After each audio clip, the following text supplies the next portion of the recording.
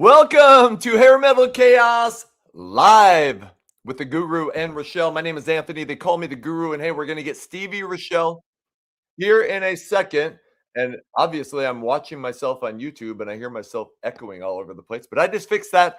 But anyway, I just wanted to say thank you to everyone who joined in last week for our tribute to Janie Lane with special guest Jamie St. James from Black and Blue and Billy Morris, who played with Warrant and was one of Janie Lane's best friends. We had almost 400 viewers at one time during that episode, which was amazing. And this week is going to be fantastic as well. We're going to be talking about the Monsters on the Mountain Music Festival taking place this weekend in Gatlinburg, Tennessee, from Friday through Sunday. I will be there, and so will our two special guests, the legendary and non-aging and very good-looking, I'm saying that because I know he's listening to me, Jeff Scott Soto, who played with Yngwie Malmsteen, Trans-Siberian Orchestra, Journey, and so many other projects, and Troy Patrick Farrell, who is playing with Mike Tramp's White Lion. They're both going to be here. So tonight, we're talking the mountain. And remember, you come for the hair metal, but you stay for the chaos. And the chaos begins right after this. Metal Chaos with the Guru and Rachelle.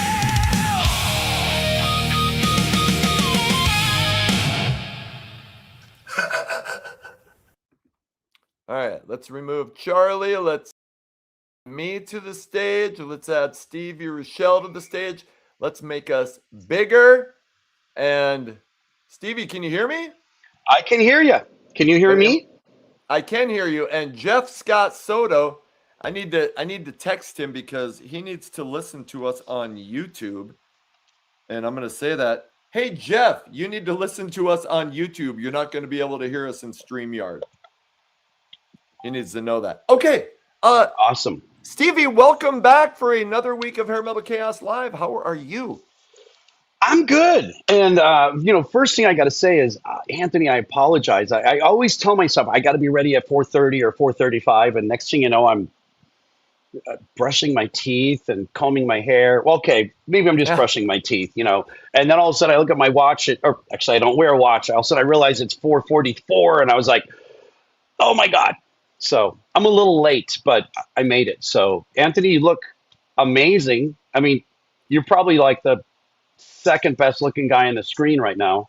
Well, we were just talking to Jeff. Well, that's because you and Jeff were just there, and I meant Jeff was first and you were second.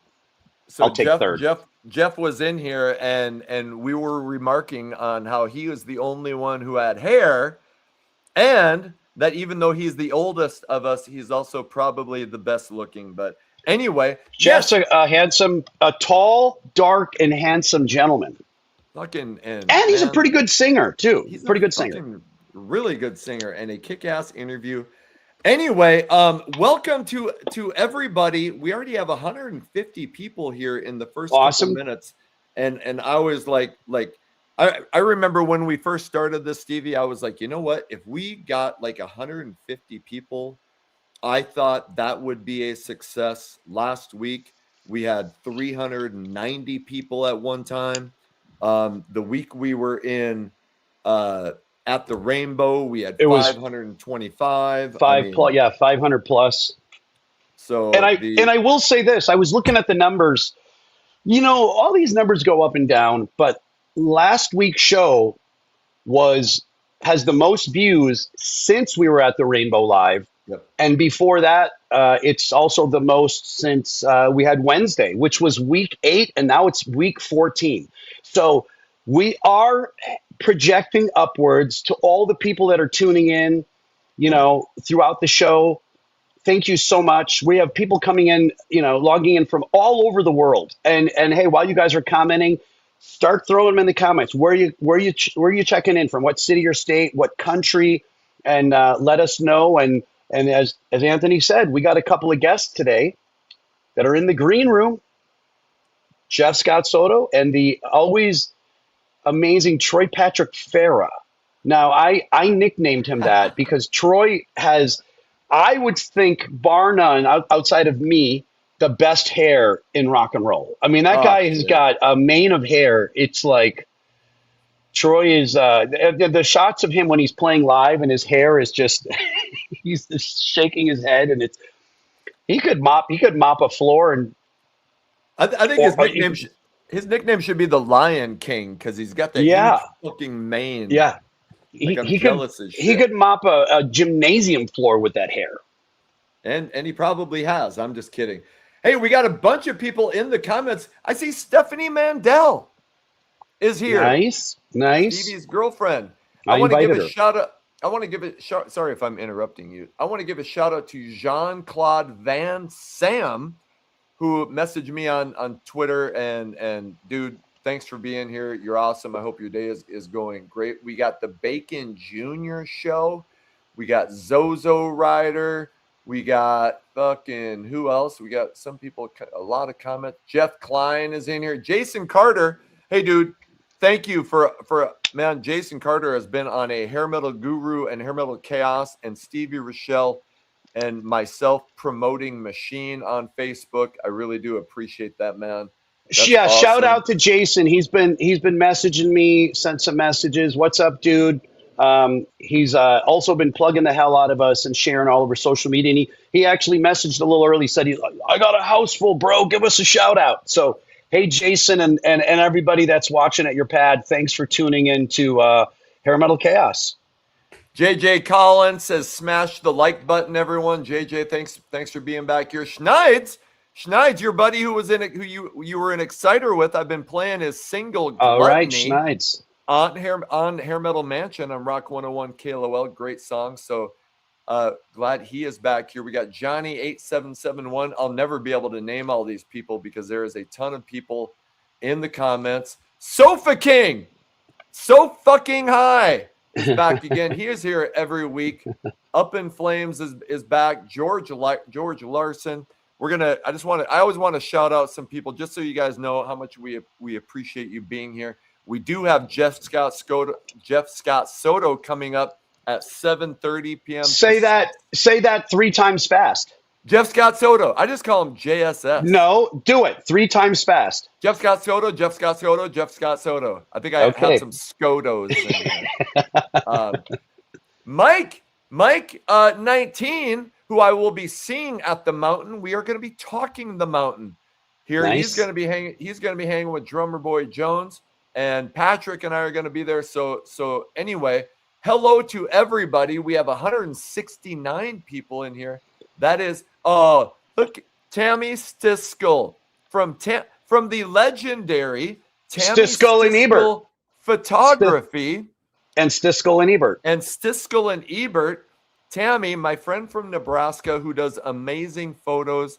She's really cute and she's kind of awesome. And I can't wait to hang out with her in 3.5 weeks. So Awesome. Tammy, thank you for being here. And who else? And we got a bunch of other people. So Stevie, we always do this. We're going to talk about 3 things that have been happening on Sludge, stuff that's happening on the Hair Metal Guru, and then we're going to get Jeff Scott Soto, the legendary JSS. But Stevie, what's going on the Metal Sludge website over the last week? Well, this is show number 14, and I think if I went back and listened, it is 14, isn't it? Yep. Yep. It seems like every week I was reporting on somebody that had passed away, but I think last week nobody had passed away. Well, today that changed, as everybody might know, or in case you haven't heard. Frank Beard, the drummer from ZZ Top, it was announced today, but he passed away yesterday, Monday, August 17th. He was 77 years old. He was not a founding member, but he joined the guys, technically Billy Gibbons, in 1969. The drummer from ZZ Top, he's passed away.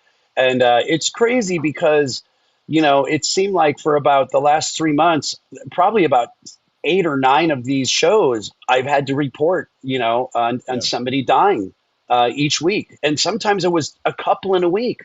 So sad news. Obviously, he lived a long life, even 77 for what he did. I saw your vlog about it, Anthony. And it's crazy. He got his first biggest check which was, what did he say? It was for70, $73,000 $72,000. in 1979, and he used it all for drugs. That's what he said. Yeah. All of it. All of it went to like pot, cocaine, heroin, ecstasy, pills, booze. He lived a true life. I mean, and think about the history that band has: 50 plus years, five Oh, decades. Just a treasure trove of awesome material and songs. And this is a band that predates Kiss and Aerosmith. That's how old they are. yeah. And legends. So rest in I, peace to Frank Beard. I did a short video on it because I mean I was too young for the 70s Right. stuff. But in '83 when they blew up, on MTV, and you're like, With holy Eliminator. shit. The record was Yes. Eliminator. Yes. And you're like, how are these, not amazing looking guys becoming massive? But I loved that they were kind of the underdog, these dinosaurs from the 70s who Yeah. suddenly are like, at the top of the charts. And I talked about, like a couple years, I went through some issues with some addiction issues, and Yep. Frank Beard I saw this video where he was talking about, man, he just wanted a life where, he could watch TV at night and go to bed and be okay with that. And I Right. remember thinking the same thing when I was, popping Adderall like a speed freak. So anyway, yeah, I mean, 77, lived an awesome life, but bummer anytime we got to do stories like that. So Yeah, and that record had, I think there's three massive singles I can think of: "Sharp Dressed Man," "Gimme All Your Lovin'," and "Legs." legs. And if you remember, they obviously, there was all kinds of little, I guess you could call it gimmicky kind of things. The beards, the two The guys, and cars. then the guy that's, that doesn't have a beard is named Beard. Yeah. And then they had the matching guitars and basses that spun, and like you said, the cars. And they also, at some point, whoever was doing the videos at that time, this is when MTV really kicked in. They had just a lot of rotation. But whoever was producing those came up with the idea for the cars, Yeah. the matching outfits, and then obviously the girls. So there was always a real sexy woman in some of the videos, or the legs on, the videos. But hey, I've never met them, and but I know some people that do know them or have met them. And I'll just quickly say this: my friend Jeremy Popoff from Lit, Yep. he's the guitarist with the long beard, the goatee that he had kind of braided. And he told me the first time he met him, he went up to him. It was at some event, 20 some years ago, maybe more. And he went up and introduced himself to Billy Gibbons. And at some point they were talking for just a couple brief minutes, and somebody else walked up, and it was somebody else that wanted to meet Billy. And at some point Billy said, "Nice to meet you. I'd like to introduce you to my friend. This is Jeremy." So Jeremy knew him for 5 minutes. Right. And then somebody else walked up, and Billy said to this new person that walked up to their group, "This is my friend Jeremy. I'm Billy. This is my friend Jeremy." And they all, Jeremy just said, "He made me feel like I was his friend for the last 20 years. And I knew him for 5 minutes, and he introduced me as his friend." So that's the kind of person that Billy is. And those guys in that band are great, iconic, legendary musicians and players. And they've achieved a lot. And two of the three are gone now. So rest in peace to Frank Beard. Stevie, we're already at 215 people. That's awesome. Stevie, maybe we should get matching beards or some sort of gimmick. Obviously, it's not going to be, well, we have matching hairlines. I mean, we could get some girls. We got Stephanie Mandel, Tammy Stiskel. Maybe those guys would volunteer to come in and be the hot chicks. So anyway, yeah, bummer. I was going to talk about, I interviewed Rob DeLuca from Spread Eagle. Awesome. And they just came out with a new album, The Brutal Divine. And, Spread Eagle was signed to MCA in 1990, known as the Musician Cemetery of America. Tons of people love that debut album with Scratch Like a Cat and Switchblade Serenade. But he played with Sebastian Bach. He played with UFO and is still out there doing it. So talked with him for like an hour and 45 minutes. So put that out yesterday. But yeah, Rob DeLuca, great interview. I watched that. I didn't see the whole thing. I kind of had it on in the background a little bit today earlier when I was doing some other work, and I listened to it. And I've never met Rob, but him and I have actually communicated a bunch online, especially in the last year. He was seeing if I was interested to help, I guess, be part of the tour that they were going to do. And he wanted to Right. know if we wanted to go over there. I think it's coming up in like a month or two. They're doing a whole Yep. bunch of dates. Yep. And he was going to do, God, like 30 shows in like 40 days and all over Oh my England and God. Belgium, a lot of shows.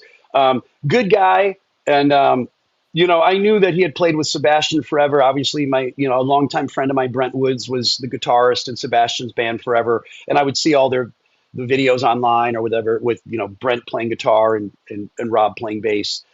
Both great players. Obviously, Rob is a, established player.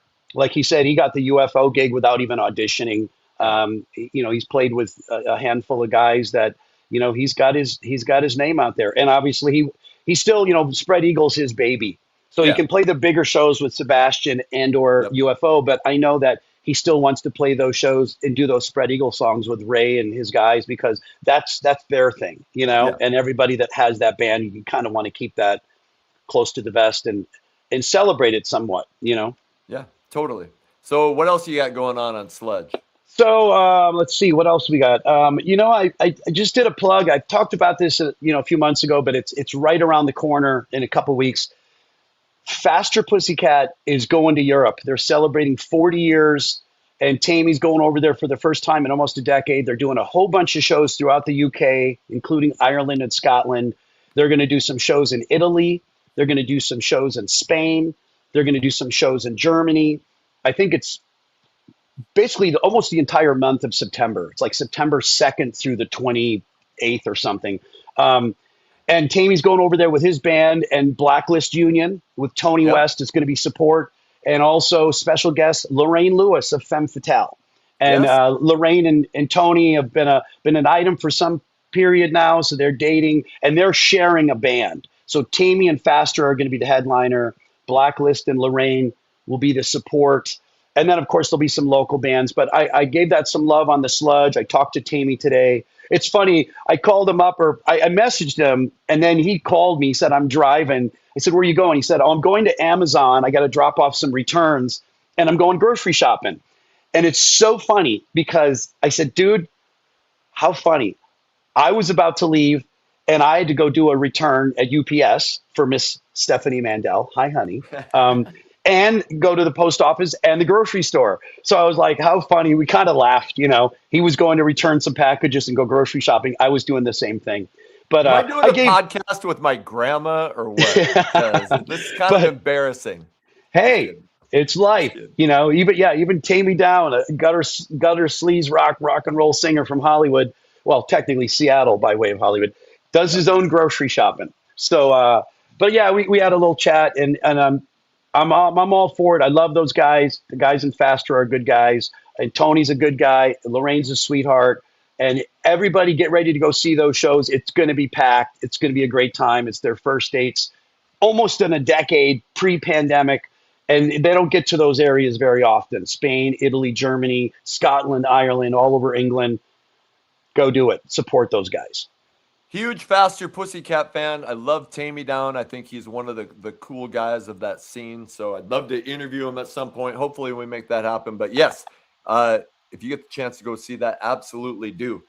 The second thing, we did a really fun video last week. It was Patrick and Ryan and I, and we talked about Napster and what it was like seeing that come in and hearing people go, hey, you don't need to buy CDs anymore. You can just download it.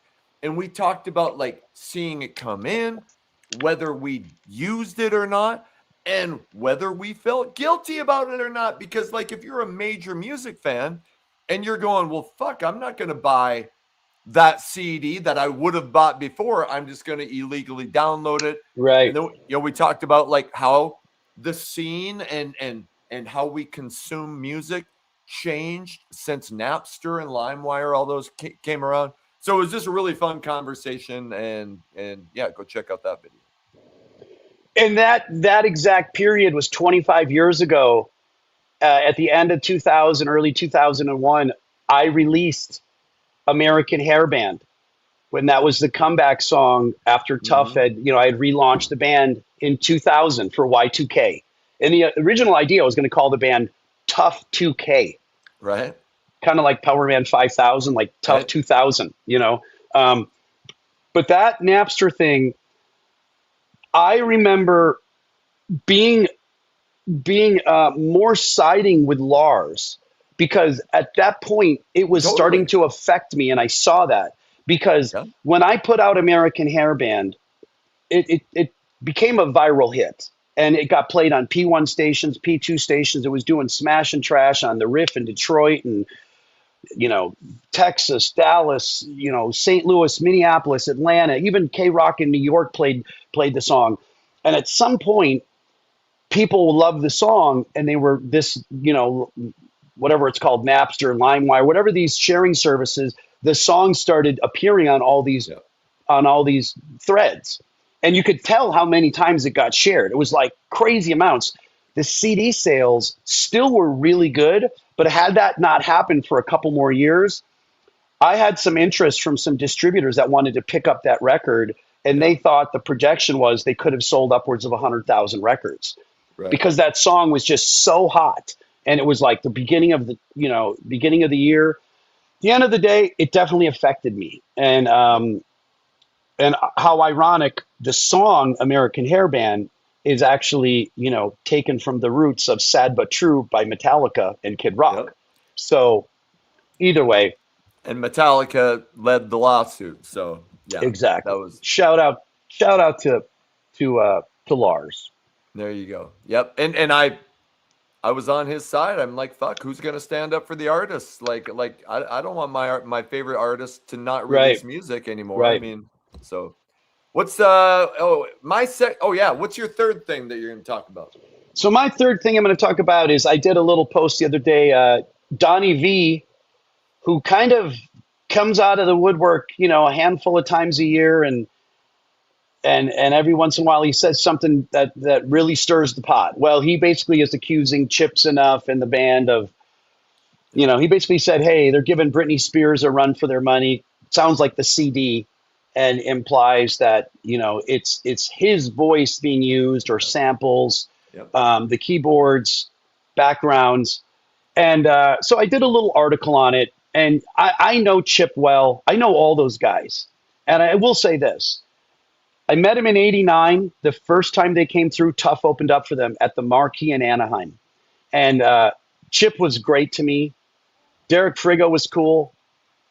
Vicky Fox was always cool and looked like, a motherfucker of a guy, Yeah. and played like it. It's like, wow, how Yeah. do you look like that and play like that? I mean, Donnie was a dick. Yeah.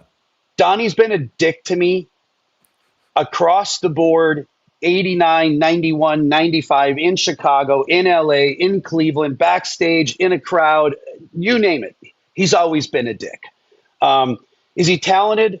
Absolutely. Sing his ass off, write his ass off. But he's a troubled guy, and at the end of the day, is Chip in the band using something? 100%. Yep. There's some background stuff going on there. You hear the Yep. keyboards, but there are a lot of guys trying Yes. to imply that Chip's up lip syncing. He's not. I found a couple videos that I shared in my article, and one of them is from the cruise. And whoever's filming it is standing in the front, right below the monitor, and they're filming Chip. They zoom in, you can see his mouth. You could count the cavities in his mouth, and you can hear the monitor as well. Chip doesn't exactly have Steve Perry's voice. Right. You hear the gravel, Yep. Yes, there's some backgrounds going on. Perhaps Yep. they took some keyboard samples or whatever, and those are going on as well. But the way Donnie made it sound like is, Chip is up there, playing Milli Vanilli Right. or Britney No. Spears. He's not. Neither's the band. Both the guitar players rip. The drummer's solid. Chip is a beast on the bass. Yes. So Donnie's just a bitter guy. And He if is. you're watching, hey Donnie, typical, you're a fucking jagoff as always. That's the Chicago way. That's what they say, jagoff. And again, I'm not dissing Donnie, but he's always been a dick. He's always been bitter. I love Chip. Chip's the guy. He's out there, as he says, slinging it, kissing babies, driving the van, loading the gear. And Chip's no spring chicken either. So No. all my respect to Mr. Zanuff and the guys and Donnie. I Fuck covered it. that. I covered that. Chip is awesome. I love the interview I did with him. There's no doubt they're piping in some stuff, but Yep. he's singing. There might be some backgrounds coming in, Right. And Donnie, I'm hoping to have him on at some point. I did have him once, and that interview did not go well. I did not release it. I've thought about releasing it. We'll see what happens. So What yeah, happened? I guess give me the short version. What happened that it didn't go well? I don't think he was having a great day. So Okay. he was a little tired and a little like kind of out of it. So I'll just say that. But yeah, so I still have it. That happened last year, but hopefully I'd still like to have him come on and talk about his career, because the guy is a talented son of a bitch.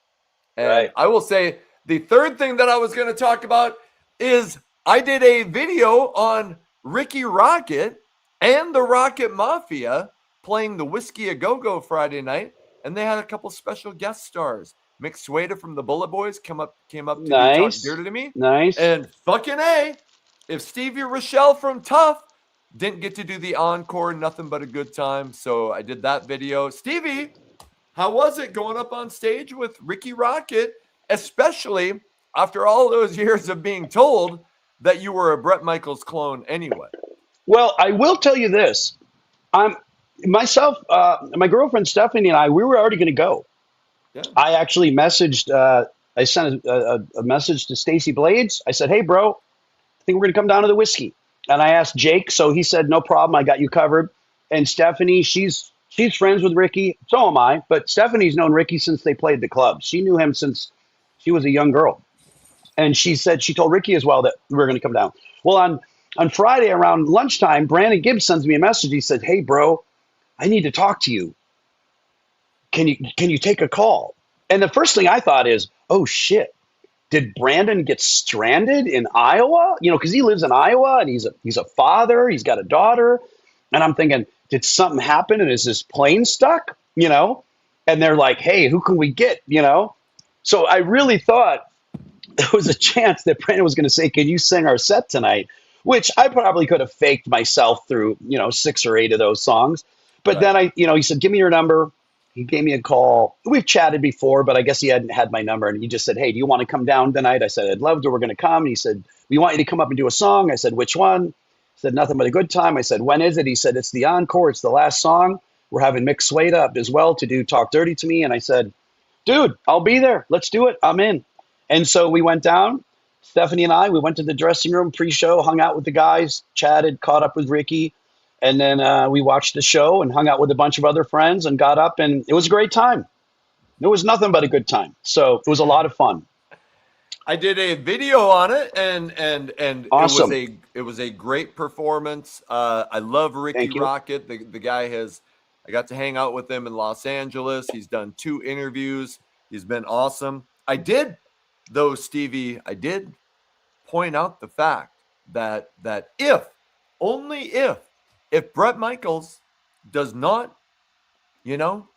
sign on for a Poison 2027 tour, that maybe the other 3 would be looking for somebody else. And you did sound pretty fucking good doing nothing but a good time. So I'm not asking you to add to the rumor mill, but I just was throwing that out there, that if they were looking to do something, that you could be a candidate.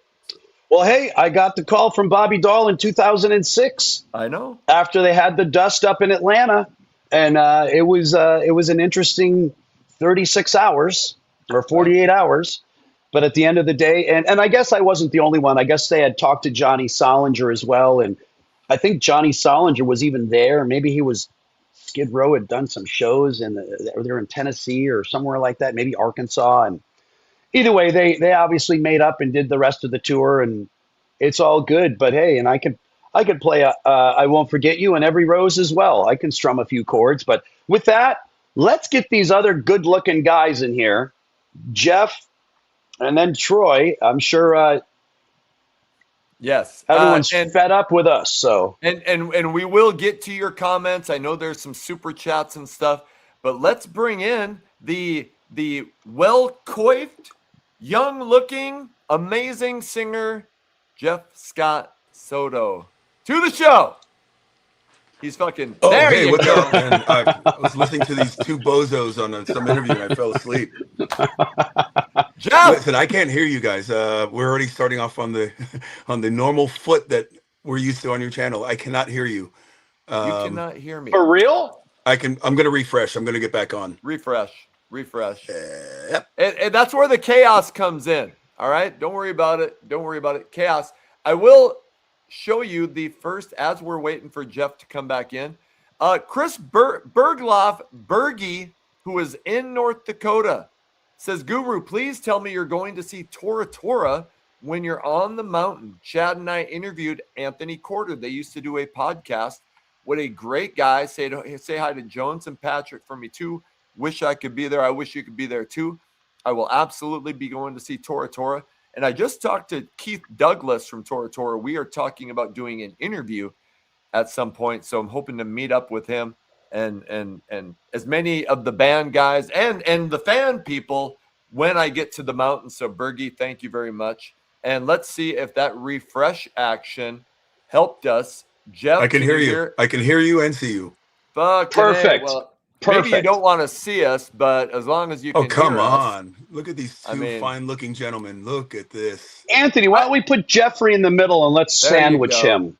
Let's There we sandwich. go. We've always wanted a Soto Hey, sandwich. look at the shirt I'm wearing. This is the theme of the day. This is what we're here to talk about. Jeff, Hey, why am I backwards? I'm backwards. I'm reversed. I'm mirror imaged. I think. Well, shit. You look good to me. Well, Jeff, I'm not going to touch anything because I'll screw it all up. Yeah.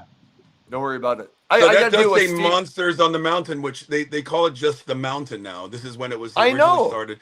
As many people know, that Monsters on the Mountain started in Gatlinburg because of when we were on lockdown.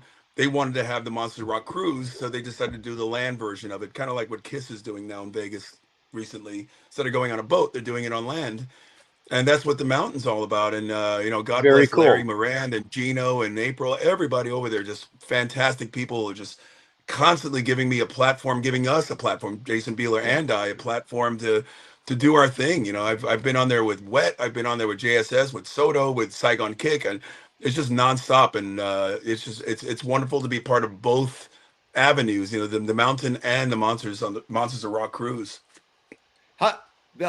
When you're there, how many times will you have played the mountain when you are there this weekend? Like how many shows? If I'm not mistaken, I think we haven't missed one. I think Beeler and I have been on every land mountain gig since it started as Monsters on the Mountain. I think what is it, about 5 years maybe? It's been doing it about five, something like that. I think it might have. I'm trying to remember if it was. I don't think it was 21. I think it started in 22. I think that was the first one. So this would actually be the fourth one. Or the fifth one. If it's 22, 23, 24, 25, this will be 26, the fifth one. I ain't no mathematician, so don't ask me to count that shit. How and for people who don't know it, Jason Bieler from Saigon Kick, how does that start with you guys? How does this collaboration form with you and Jason Bieler? Well, I've known Jason since we served time in prison together. We shared a cell, and no, I'm just kidding. And I met Jason in '88. I remember my son was just 6 months old, and my son's name is Jason. And it's kind of funny because later in interviews, Jason would talk about, Jeff was so impressed with me, he named his son after me. I'm like, Jason, I met you after my son was born. He goes, yeah. That's just we don't have to get into the details. But anyway, I met him in '88.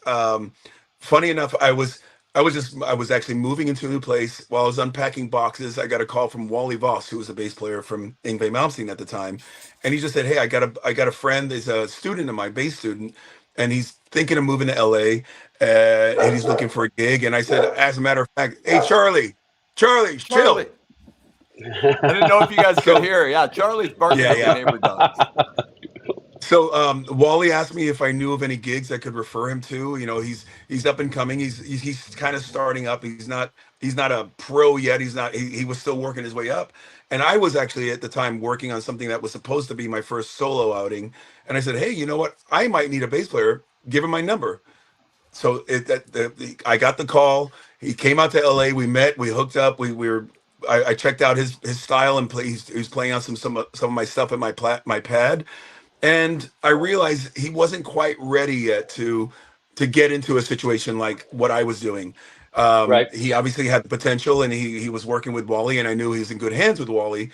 But when he was playing me some of the demos that he brought with him, I said, "Oh my God, who's that guitar player?" Oh, that's my buddy Jason. Now the bass player that came out was Tom DeFile, the first bass player from Okay. Saigon Kick. So I said, I'm sorry, I don't think this is going to work out, but I got Jason's number, and I reached out to Jason. I said, hey, I'm working on this thing. Maybe you might be interested in doing it with me. And of course, Jason's like, yeah, what jackass he is. He thinks one of his friends punking him. And Right. he basically said, yeah, whatever. And then finally, when he realized it was serious, he flew to LA in his own dime. We met, and the actual project went belly up, but I didn't really keep in touch. It's just when I did the first Talisman album, the guitar player on the Talisman album he wasn't a touring guy. He was great in the studio. That first album just smoking, but he wasn't our guy. When the album came out and all of a sudden we had a hit single, and they wanted us to tour, I'm like, we don't have a band. So he said, do you know any great guitar players? I go, in fact, I know one. And I reached out to Jason again. Right. And Jason was the first live guitar player for Talisman back in the day, back in 1990 when we first toured. How So many shows did he do with you guys? We did easily 30, 40 shows within the Okay, course of, okay. I think I think there were 2 rounds. I think there was I'm trying, my memory's just shot. You know, I'm going to be 61. It was more Scandinavia and It was all and Europe, Scandinavia. though, right? Okay, it was. only, Yeah, that's only what I thought. because That's what the I album thought. was released. It was released on a small label in Sweden, Okay. and we didn't think that the album was going to sell any more than 500-600 copies. All of a sudden, it sold like wildfire because it was on a small indie label. Right. And then we were charting. We were on the national charts in Sweden. We wasn't on the rock Awesome. charts or the indie Right. charts. We were on the national charts, and Anthony's frozen. So yeah, so from that, we had to do a tour. We had to put a band together, and that's where Jason and I broke bread the real way. And we've known each other and kept in touch ever since. He came home basically after that tour, and that was the early startings of Saigon Kick because they came out. The first album I think was '91. So everything just kind of happened. It snowballed into each other. Am I still frozen? You are You're still frozen, dude. Anthony. Would you, Okay, you look like this? I'm gonna refresh. It's good. Do it, Stevie. So, and I just quickly Googled, Jeff, you are correct. The Monsters on the Mountain, the inaugural year was at Pigeon Forge Oh, Pigeon in Forge. Pigeon Forge. 2021. That's And it. then it was again 22. They missed 23. They did 24, 25. And now this one will be the 5th year for Monsters on the Mountain. That's why I confused it, because there was a break, and we were there for the very first one, but obviously we weren't there for. And it was originally Monsters on the Mountain, but now they've rebranded it. It's called the Mountain Music Festival, as far as I know. Correct. Awesome. And Jeff, now we have no sound from Anthony. You know what, guys? I'm on an iPad with no microphone, with no headphones. I hear can him. hear you and see you perfectly. You can't hear Anthony now? I can I hear can't him. hear him. No. I can hear Oh you. my fucking gosh. Okay, then Jeff I can't. might need to refresh because everything was fine before he refreshed. So Jeff, I'm going to maybe- go out and come back in. Okay. Fuck. We'll hey, give that a shot. like we said, Chaos. There are 262 people watching the Chaos. Awesome. And while we're waiting for him, here is the lineup, and here we'll get Jeff back in here. I think Jeff. There you Yes, go. Jeff, I can hear you me now.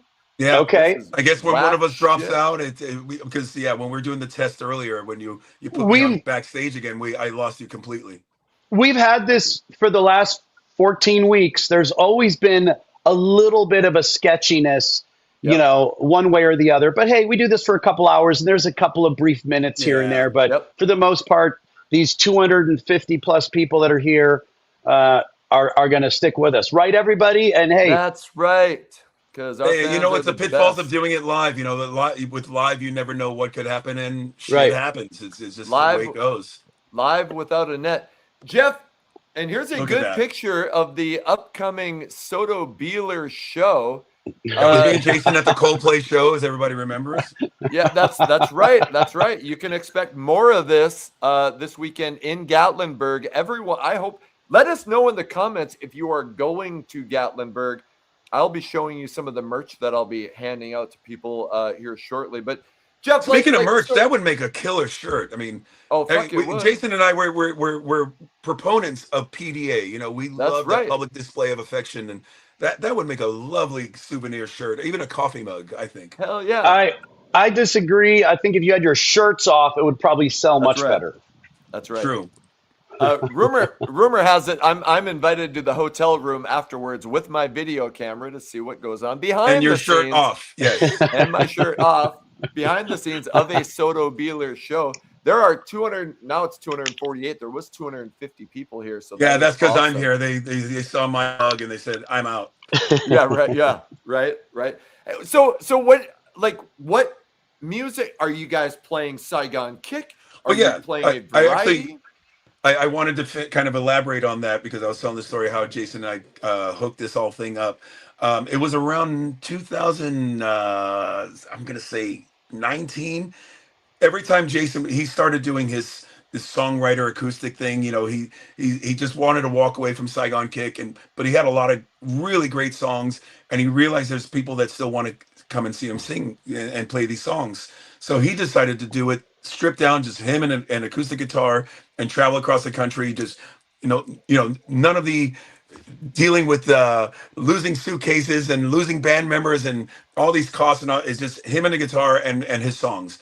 And every time we play LA, I end up on stage doing a song or two with him. And in 2019, I think I did half or most of the set with him.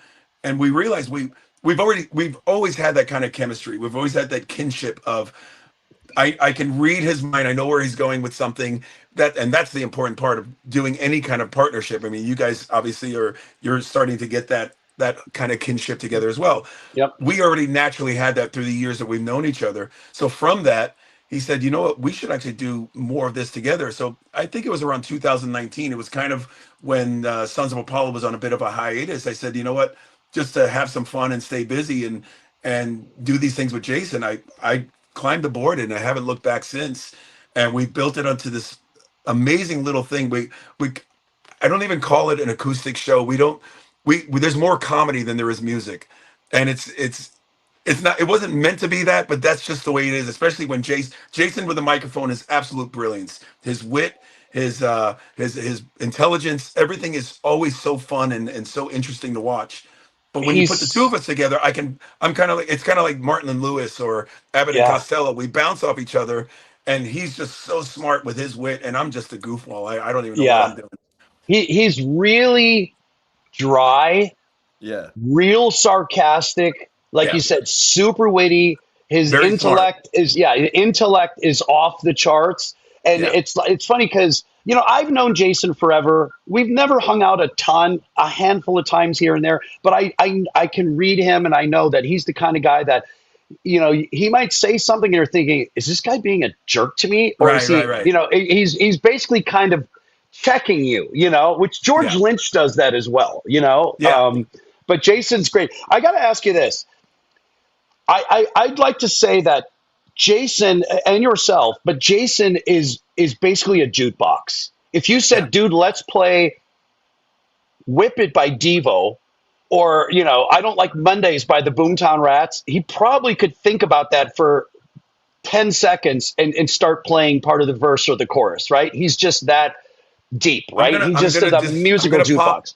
I'm going to pop your balloon right now, Stevie. Okay. Unfortunately, we've been in situations where we wanted to do something kind of on the fly. I guess I'm going to pat myself on the back here because I'm more that kind of person. I can really, okay. If I know the song well enough, even just from muscle memory, without knowing it, I know it.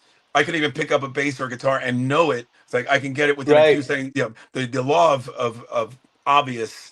You kind of pick up where the song's chords are going or what key it's in. Jason is amazing with learning and playing it back. Like I'm not going to give anything away, but we added some new things to the set list because we want to keep Right. things fresh. We're like Wonder Bread. We have to make sure the expiration date doesn't catch up to us. And there's a couple things I sent them one. I said this would be absolutely hilarious if we do the song. People will love it. They'll sing along. It's amazing. It's not the most. It's not like a classic rock song. It's not like Nobody's Fool or something like that. It's not something where, oh wow, that's so cool sounding. It's more silly, but it's something well known by everybody. And so Right. I sent it to him. I'm like, oh my God, there's so many crazy jazzy chords and strange config. I don't know. I said, can you do me a favor? Send me a little piece back so I can sing along to it and kind of get used to how Right. we're going to do it. He sent it back. I'm like, it sounded like a master class. It was perfect. I was like, Right. and it sounds totally orchestrated. And there's one guy playing it. So when he sits down and has to do it, you're spot on, Stevie. Yeah. But if Right. we're on the spot fly, hey, play a little Run to the Hills, and be like, I'll be right back, and he'll start running to the hills. Right. And maybe you can't give it away, but like, how do you guys put a set together for something like this? Well, the way it all started was obviously majority Saigon kick songs. Yeah. And as I was becoming more involved in it, he was seeping in Talisman and some of my own, my own Yep. career songs. Mhm. And then from that, he would kind of goofingly, if that's a word, he start playing. I'm going to play the song that I wrote recently, and he'll start playing the riff for "I'm a Viking." I'm like, what the? I didn't know you could play that or know that. Right. And then everybody thinks right when I'm supposed to start singing, he starts playing More Than Words. So me being the jackass, I start singing the lyrics for "I'm a Viking" with the melody of More Than Words, and everybody's just crying. So that's Right. it started evolving into that kind of thing, and then we started saying, you know what? Let's do the theme from The Love Boat. Let's do Mandy from Barry Manilow. Let's do Right. the theme from The Greatest American Hero. All these little Yes. nuggets that we grew up with, that everybody in our age bracket, because let's not fool ourselves, we're playing in front of people that are our age. So Right. everybody grew up with Yeah. the same pop culture. We grew up with MTV. We grew up with, as kids, we grew up with Love American Style and repeats of the Flintstones. We all have the same upbringing, more or less. So we can tap into that world, and all of a sudden the room lights up because everybody's 14 again. And- It's funny. I'm going to tag on that. Back in the day, we'd go on the road, and especially after the MTV years, Yeah.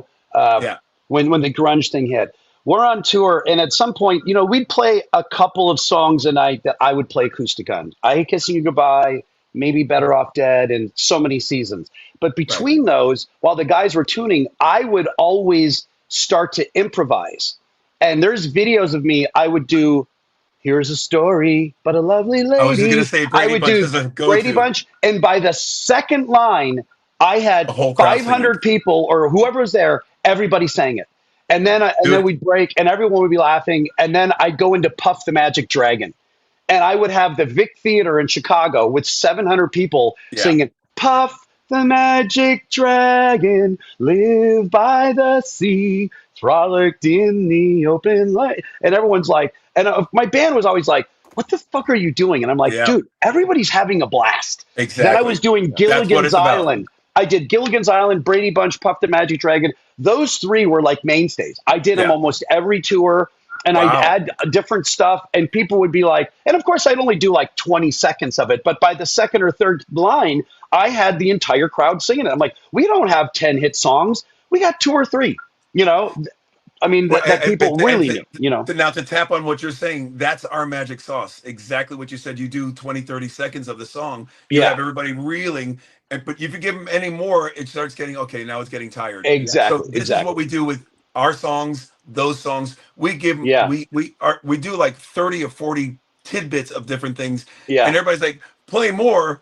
But the majority, like, that was enough. Now let's go on to the next. And I don't want to give away our formula, but that's one of the reasons why it works so well. You go to an acoustic or unplugged gig and somebody plays an entire 4-minute song, it gets old if you sing an entire song and then another entire song. Yeah. You give them smidges.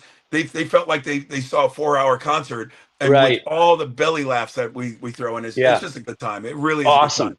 Awesome. So what are your favorite Saigon kick songs to play, and can you tell us what what people might hear when they go to the mountain? And if you can't, no worries. My favorite Saigon Kick songs, all I can say is yes. I mean, I really don't have any. I love that band. Oh, When Jason first sent me the first album, and I thought, wow, this is so different what I was Oh. expecting, but it was so it was ahead of its time. When it first Yeah. came out, I'm like, oh my God, where did this come from? And Right. to this day, I still listen to those songs, and they always sound like they were on their own little pedestal. Yep. You know, there were all the other bands that, especially when the grunge thing was coming in, and the '90s bands were, and Saigon Kick always kind of said over here, yeah, they kind of leaned into Jane's Addiction, and they could share that kind of same zip code. But Right. for the most Right. part, because they had elements of the hair metal thing, they had the long hair, they Mhm. had the image of the '80s without looking like the '80s. Right. They had the heavy sound of the '80s, but they didn't have the hair metal sound. They had the sound of the '90s, but they didn't have the alternative. Everything about them was just so different, and that's what I love about. And this is what I love even about Jason's solo stuff. The Baron von Bielski. Try saying that 3 times fast. The Baron von Bielski orchestra stuff is phenomenal because Jason is not trying to Yeah. appease anybody. He's in his studio, just coming up with things that this is making me tick, so I'm going to finish it. If nobody likes it, I can't help that. I love it, so I'm going to do it. And that's what I've always loved about his writing. And we do a lot of Saigon Kick songs, and I just What was love the doing them band all. called? Owl Owl Stretching or something? stretching, Yeah. owl stretching. And then there was another one that was like transatlantic something. What was that one? Super Yeah, transatlantic. super transatlantic. Yeah, Super that was transatlantic. And the that. album was called Shuttlecock. Yeah, Yeah. they got a song on the American Pie soundtrack, Yes. and Pat Badger from I have the Extreme was CD. on in there. I guess when Extreme and Saigon Kick were both on breaks, those two teamed up, and they Right. put a band together, and they did that one album. And again, great songs. And Jason as a singer is fantastic because you can tell even on the early Saigon Kick songs when he wasn't singing them, where a lot of those melodies and ideas came from. So he's just a really talented guy, and I'm happy to be in his presence and doing what we're doing. And for the most part, he's riding my coattails. Let's call a spade here. Of course. But no, we absolutely love each other's company. We Right. make each other laugh even outside of what we do. And every time we get the opportunity to do these things, we just embrace them. And again, I'll keep bringing up how much we totally appreciate the Mountain and the Monsters of Rock crews and Larry and everybody over there always giving us a place. They're always Yeah. giving us a format, a platform to do our thing. Jeff, obviously, anybody who puts something like this together, you guys are known for your humor during your shows, feeding off each other, like you were saying. But you're also got something else going on besides Soto Beeler at the Mountain. Can you tell everybody what else you have going on? Yes, my good friends Courtney and Don, as in Don Jamieson, they do this thing called Punchlines and Backlines. It's a stand-up comedy thing. Obviously, they're comedians, and they do their own comedy, but they drag up as many participants as they can on the boat, and now they're doing it at the Mountain. Rock stars that want to do stand-up, and so I've already done one on the boat. It was fantastic. It was a lot of fun. I do a little Zoom meeting with them, and we go.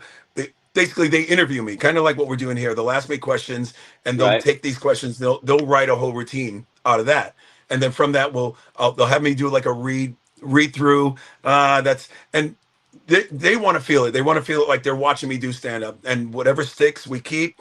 Some things need to be elaborated on. Some things, that's a stinker. That's not going to work. And that's how we put it together. We put together my set together that way, and then they take off. They remove the net, and I'm on my own, and I get to go out there and blast off. And so it's a lot of fun. I mean, it's like everything else. Every actor wants to be a musician. Every musician wants to be a comic. Every comic wants to be a rock star. We all intertwine in the entertainment world of what we are and what we want to be. So I get to do this without having to leave my day job, so to So, speak. so you only did it one time previously on the last Yeah. cruise, and then did you only do Yeah. it one night? I did one night, yeah. Okay, so let me ask you this, and I did go. I watched Jason McMaster. I Right. thought he did pretty damn good. He said it was his Yeah. first time. He said he was a nervous wreck. So, Yeah. being a singer, you've been on stage for 45 years. Yeah. Is it different when you're walking up? And did you have the butterflies? Because everyone asked me about it as well. And I've had, like, even Don Jameson came up to me, he goes, dude, I've seen some of your shows and everyone says you're really funny live. I'm very impulsive and whatever, but Yes. and everyone's like, you should do it. Izzy's asked me, but I'm like, when you're up there with the band, you got the drummer, you got the guitarist, and Exactly. we can ad lib for 20 or 40 or even 2 minutes, but then we can go, and this one is called, and now we get a song to play. When you're up there for even 15 minutes, you're naked. It's you on a microphone. Were you nervous? Absolutely. Yeah. And Yes. Jason's the same. We've already talked about how Jason is quick-witted and he's extremely funny without even trying. But he Right. said, because I'm just being me and it's all part of what I do. Now you Right. give me a script and I got to deliver that, and I'm actually reading off something and not being me and how I do it and who I am. All of Right. a sudden it's deer in headlights. And especially if something doesn't quite work, you're like, oh, that sucked. They're going to start throwing shit at me. And you naturally, it's so easy to feel that drawl, that kind of that lull, and go, uh-oh, I'm bombing over here. But Right. thank God, and that's the best part about what Don and Courtney, they take this and they pack it into this, so everything's just boom, boom, boom, boom, boom. So you're doing like a rehearsal with them, just like we're doing. So beforehand, Absolutely. you're sitting with them and literally going through what do you Exactly. do? 12 minutes, something like that, 10 minutes. This is going to be a little tighter. It's especially because they're just debuting, they're starting it up. They're going to tighten it up a little more. On the boat, it was kind of, it ends when it ends. You go as long as you can Right. draw things out. You can ad lib. Here, it's going to be strict because they have a small window of time to get up there Right. and do our Okay. things. Okay. It's going to be happening between bands. They don't want people That's to miss right. things, so Right. we're doing it consciously to make sure that everybody gets to see everything they want to see. Right. They don't have to miss it to have to miss that, and it's Right. very well organized. Cool. Do you know what time do you guys go on Sunday? I don't know all those details yet. Or wait, On Friday. Sunday, Friday, my on bad. Friday, we go on early. I think we're on at like 2:30 in the afternoon. We're on Okay. early. On Okay. Sunday, I think we're closer to like 5:30, 4:30, 5 o'clock, 5:30, something like that. But when you're there, it'll be easier to manifest. You'll Right. be able to look Right. through the schedules. At the moment, I do know that we're on early-ish on Friday, Okay. Okay. and my Awesome. stand-up Well, is on Saturday. and stand up is on And then Saturday. and then Jason and I are hosting the painting class on Sunday morning, where there's a bunch of tired, everybody's been drinking and partying and not getting any sleep, and we paint rock stars. Well, we don't paint them; we paint paintings of rock stars. And Jason and I we again off script, we just do our shtick, and everybody has a blast. Awesome. Oh, awesome. Shit. Well, I can't wait. And hopefully I'll get to find a way to get to meet you there. It's going to be awesome. Jeff, where is the best? And besides that, like, what else is going on with you besides the mountain? Let's promote what you're doing and tell people where they can keep up with you before we bring in Troy Patrick Farrell. And Yeah, well, before we're on the cruise next spring, which Jeff is going to be on as well. Yep. Yes, sir. Well, the rest of the year is pretty light. I mean, this year I was really concentrating on health. I had to get a knee replacement. I've been dealing with my pre-diabetes. Everybody keeps thinking I'm on Ozempic. I lost it the good old-fashioned way. I stopped eating sugar and alcohol. I didn't eat alcohol. I drank it, but I would eat it if it was available to eat. But yeah, I dropped 50 pounds so I could drop my A1Cs. I got my knee replaced. So this year is kind of like a rebuilding the bionic man, this Colonel Steve Austin. So I'm ending the year with Beeler, the Soto Beeler stuff. We're doing Monsters no, we're doing The Mountain. I got to get that out of my head. And then we have a couple shows at the end of towards the end of the year in Florida, as we always do, in Boca Raton. And this time, instead of Tampa, we're doing yes, that's what happens when you're on live. You can't remember shit. But Fort we're doing 2 shows. Lauderdale. It's Fort not Fort Lauderdale. Lauderdale. We've done it before, but anyways, you can look that up. It's 2 shows with Beeler, and then I whisk off to TSO again. This will be my 18th year with TSO. Wow. Unbelievable. Trans-Siberian Orchestra. And for those people who say, yeah, Jeff can't stay in one band for more than a couple of years, I wonder why. It's like, count them, 18 years I'm with TSO. And, Jeff, and I'll ask you this. I know we kind of talked about this when we got together at some point a few months ago. When you do TSO, so are you on the West Coast version or the East Coast? Yeah, Or does it the West change? Coast. Yeah, You're on the West I'm Coast. always on the. I've been on the West, and I'll die a Westie. And so what do you guys do? Like 40 shows? 45? We do anywhere. It depends on scheduling. It's been as many as 70, but for the most part, they're just under 60 shows within the course of less than 2 months because we're doing And a did lot you of double show days. I was going to say so in Saturday and Sunday is two shows, right?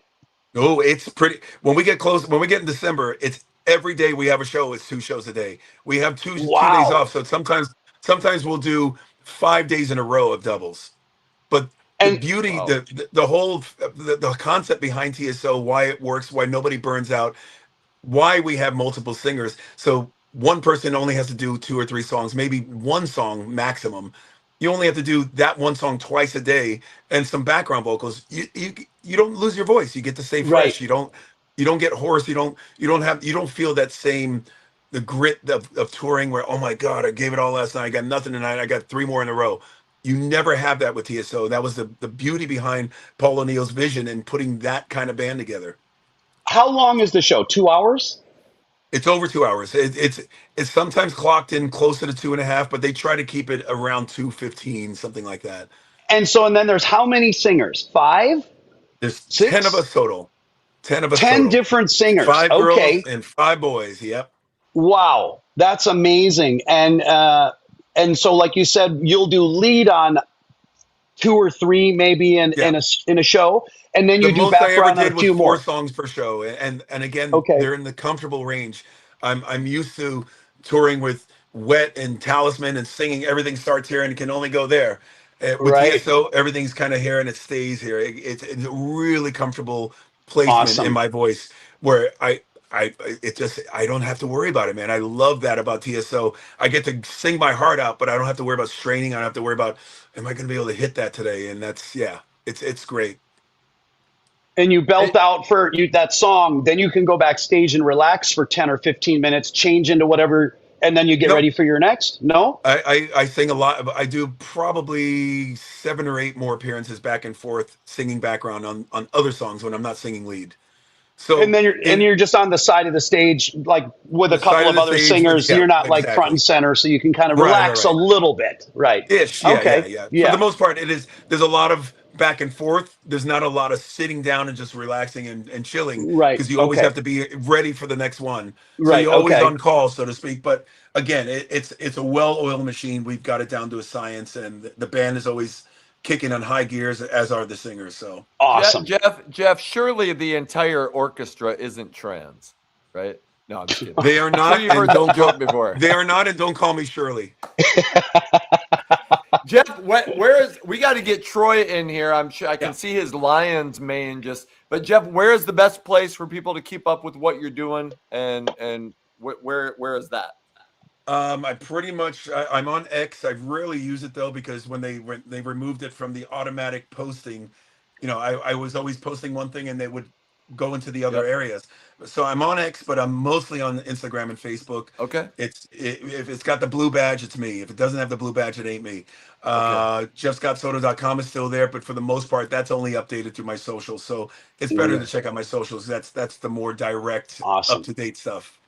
Jeff, can't wait to see you and meet you Same. this weekend at the mountain. It's been awesome getting to know you since we did our interview however many months ago. So everybody I go. got to make sure thank you again for that. I'm sorry to cut you off. I got to thank you. First of all, congrats to you guys for doing this platform. It seems to be doing really well. And, I'm happy for the fact that people love what you're doing and you guys are moving along with it. But I have to thank you for that. You gave me a 3-hour interview. And I wanted to do that with somebody who would give me the platform to really open up about my 40 years, because at that point I was celebrating 40 years in the business. Yep. And you've got a lot of shit to talk about after doing this for 40 years. Hell yeah. So I have to Right. thank you for giving me that platform and letting me just, you asked me things that I gave you all my honest and candid answers, but you just let me get it all out there as opposed to just cutting me off and say, okay, move on to this. Okay, you let me just get it Right. out there, and it felt so good to release all that information of 40 years of history. So thank you for that. Awesome. Anytime you want to come back on and you have something to promote, or you just want to freaking talk music or something, you're always invited. I appreciate that. We'll see you this weekend at the mountain. All right, man. brother. All right, take care, buddy. And Stevie, I'll see you when I see you. And I was going to say, and I won't see you at the mountain, but maybe you and Elena can come over to Stephanie's place and we'll hang out and watch some sports and eat some food, you know? well, as you can tell, I'm not eating that much these days. I know. But, Right. Yeah. All right, take care, Jeff. Dude, Take care, thank you guys. so much, Jeff. Awesome. Shoot, I just cut him off as he was waving. I think you're saying hi to Troy, maybe. That's probably it. It is too bad that we didn't get tough at the mountains. So maybe if enough people root for that, maybe that will happen next year. That'd be great. Hey, and you guys, I promise, once after Troy is on for 25 or 30 minutes, we will get to your comments, and if we need to go a little bit later, we will do that. There are 273 people here. Thank you so much. Let other people know that we're talking about the mountain. It's going to be awesome. We have Troy Patrick Farrell coming in. And speaking of Troy Patrick Farrell, who will be performing with White Lion, with Mike Tramp and White Lion this week, let's get him in here. Everybody, welcome to the stage, Troy Patrick Farrell. Wow, he looks like a model. His hair's blowing and everything. Blowing in the wind. Can you hear us, Troy? He's fucking with us. I think he's fucking with us. What's going on, guys? How you doing? Shit. I was like, fuck. No, he's got to refresh. Is my rig here too sophisticated for the show? Is it? I got a microphone. Yes, and you got a little lamp back there, and you're not Jennifer Aniston. Unbelievable. You know, I don't have a shirt for the Mountain Music Fest because I have yet to ever be one. By the way, I saw the Chief Thrill. Nice way to represent on stage and off. I do have this though. I didn't get a shirt, but I have this sign. It's upside down. It's upside down, Troy. Hang on. Let me see if I can. I think we're being set up. I think so. What the fuck? No, there's no hidden meeting, but yeah. So I don't have a shirt. But It's upside down again, Troy. I know that's intentional. Anyway, how you guys doing? You are blonde. I'm bald though. He is. Troy. Well, tell everybody what you got going on before we talk about the mountain. I know you haven't been there, but I'm going to cut you off first. Jeff just texted me. He was saying hi to you, Troy. So Jeff Scott Soto says hi to Troy, but Guru cut him off so we could bring your beautiful blonde locks in. So back to you, Guru, bring in Mr. Farah. Troy, you're playing with White Lion. You have a radio show. Kind of tell everybody what is going on in the world of drummer Troy before we start talking about the mountain. Yeah, well, first, thanks for having me on. This little shindig you guys have on Tuesdays at 5 p.m. Pacific is cool. Usually, I'm prepping for my show, my radio show. We'll talk about that in a second, which I air live on Wednesdays, kind of like what you guys are doing here, and everything but less visuals. And you guys are using my background while I'm prepping the show for my Wednesday show.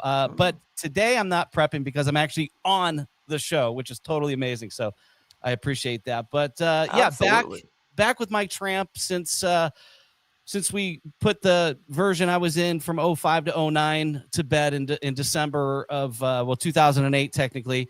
And I've been back with him since January of this year. And, we've been talking with, Mike and I have been tied up. I've got a 25-year history with him joining his solo band back in 01. And, so when he put this back together, re-recorded the catalog of White Lion for the Songs of White Lion, volumes 1, 2, and 3. I was hoping it would be a matter of time that maybe my phone would ring and I'd be able to watch him shake his ass again, which I have been doing for the last 8 months. And super happy to be here playing with Marcus Nand, Jerry Best. It's a great band. We got a great sound guy, and I'm stoked to be playing these songs again.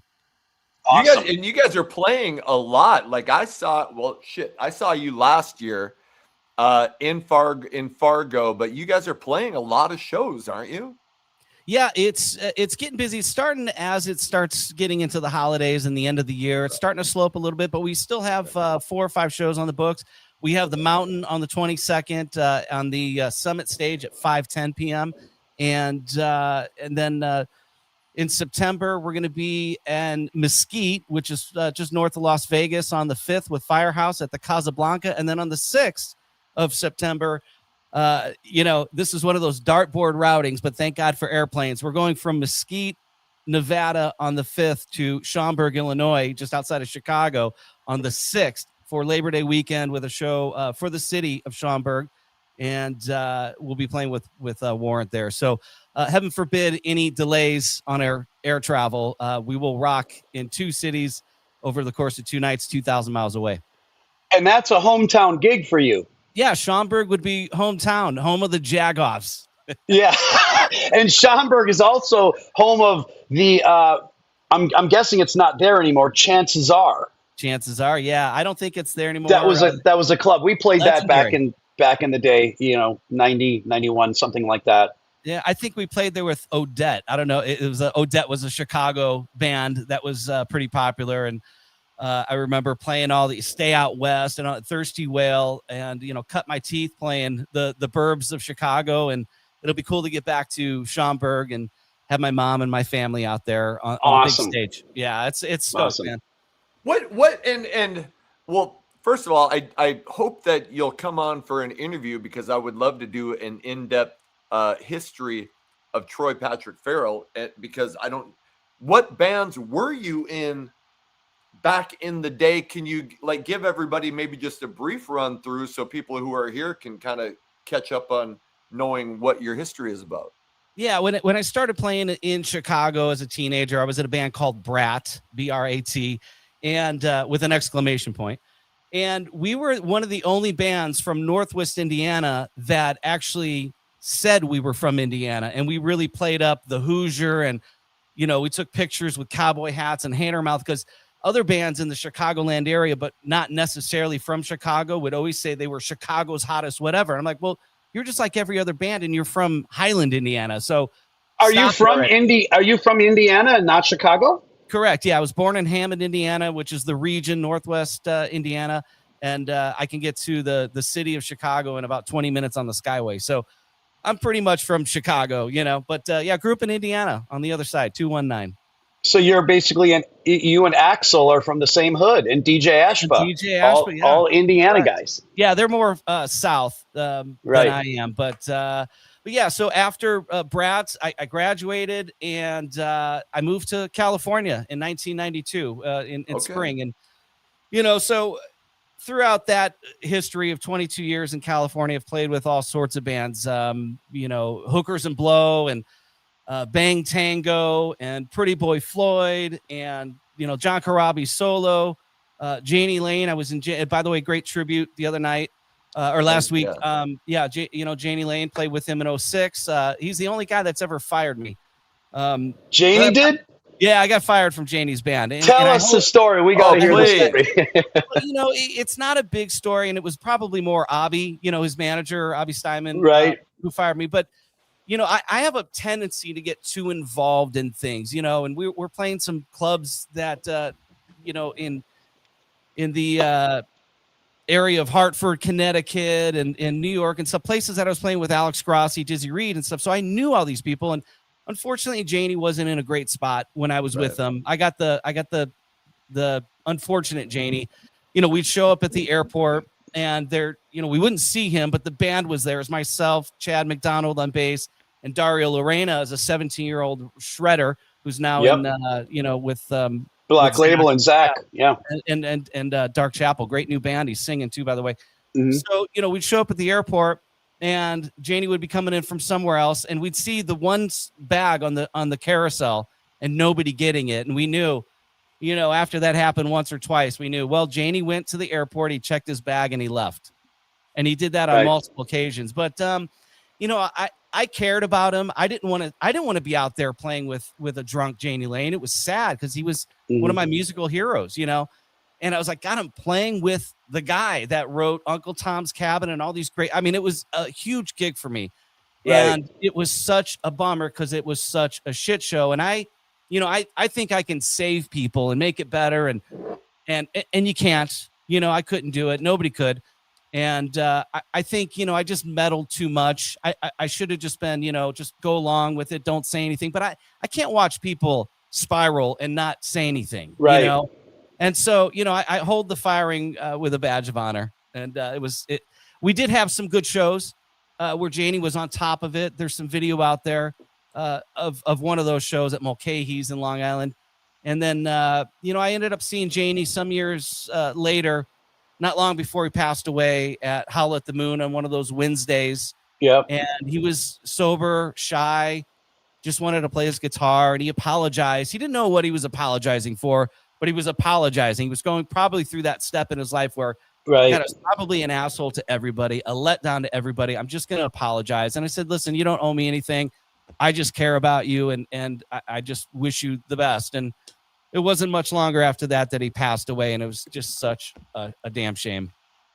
Well, and I will say this, Troy, I don't know when we first met, but two things. One, great of you to show up in 92 right as grunge kicked in and the whole scene was turning into a dumpster fire. And I will say this, I've always liked Troy. I've always known Troy to be a likable guy. And if there's one way I could describe Troy Patrick Farrell to the fans out there that don't know him, Troy is a black belt social butterfly. He knows everybody, and he always finds himself into the situations, which are all, for the most part, good. You were likable. I don't hear people going, yeah, fuck that guy. I mean, I might hear a few of those, but I'm sure you probably hear a few of those of me as well. I know that you tour, not Stevie, but Troy, you're an awesome guy. You've got a whole history of various stuff from playing and you worked as an agent, booking and tour managing, and you really should have been, a Clairol commercial at some point though, because I can't believe it. What is that? Are you paying me for $5 bill for you? Yeah, for all these accolades. Okay, I'm going to need a little bit more than 5. But anyways, that's all I got. I don't. It's great that you're on the show, and I agree. You should do an interview with Guru. You guys could talk about a whole history of all your stuff. Got some fun stories. I've seen a lot of things, and when this business, because it is the music business, we all do it for those moments growing up, listening to the albums, and then going out and playing Kiss songs in your garage as a kid. That's really what it's all about, and it's that way for me still. But there's the business part that's a very important part of it, unfortunately. But it's nobody gets rich off of this. No wings added to the house and stuff like that. But if you work hard and you do a lot of things, you can sustain a living. And I've found, like a cockroach, I've been able to do that. But as I say, when the gigs are rough or the travel's rough, you just finished your gig, you got rained on, now you got to go to the airport at 2 a.m. There's usually something that happens on these runs. And I always say, you know what? We do it for the stories because, goddamn it, we got a lot of stories from doing this over the years. And, I got a lot more stories in the bank account than money, but that's okay. Awesome. Anybody who listens to you talk is like, obviously you would do radio. So when did you start doing your radio show and tell people where they can find that? But yeah, tell us, I mean, you have such a distinct voice, like, holy shit. It's, how's this? Is this good? Oh, better. Anyway, sorry. I got a board here. I should be touching we need to get some of that shit. Yeah. I got soundboards and all. I got the, my DNA is all over that. I don't know if you have that. Did you hear that? I did. Whose voice is that? No, that's Dave Ellison. My DNA is all over that. Oh, yeah. Okay. I see. Yeah. Okay. I get it. Yeah. Dave Ellison is the one who had those awesome Twitter videos that were circulating a couple years ago. He did. And then he started doing interviews. And in every interview, it seemed like Blabbermouth would pick up a line. And one of the lines was, I have my DNA all over that. I'm like, I think he's trolling all of us by saying these double entendre, sayings. I thought it was amazing. But, to get to your question, my dad always played, the old time radio shows, Suspense and stuff like that. And I've listened to talk radio my entire life. I hardly ever listen to to music. I listen to, KFI AM 640, Howard Stern since the 80s, and a lot of different shows like that. And I just have always loved the medium. And about 7 years ago, I did an interview on some guy that had a local radio show here in Vegas. And he says, you got a pretty good gift to gab and a lot of stuff. Would you want to do a radio show? And so I started doing that, and I called it This, That, and the Other. And that's what it's been for 7 years. I started on Thursdays there, and I was doing that. And then eventually I went to another station here. I'm at dirtyradio.fm, and that's the address in your browser, dirtyradio.fm. And then from there, you can listen to Dirty Radio, which is more of the modern rock stuff. And then we have a second channel called Dirty Radio Classics. And that's kind of where I belong. And that's all the classic rock. And we've got a couple live shows on there throughout the week. And I'm one of them on Wednesdays, live 2 to 5 p.m. Pacific.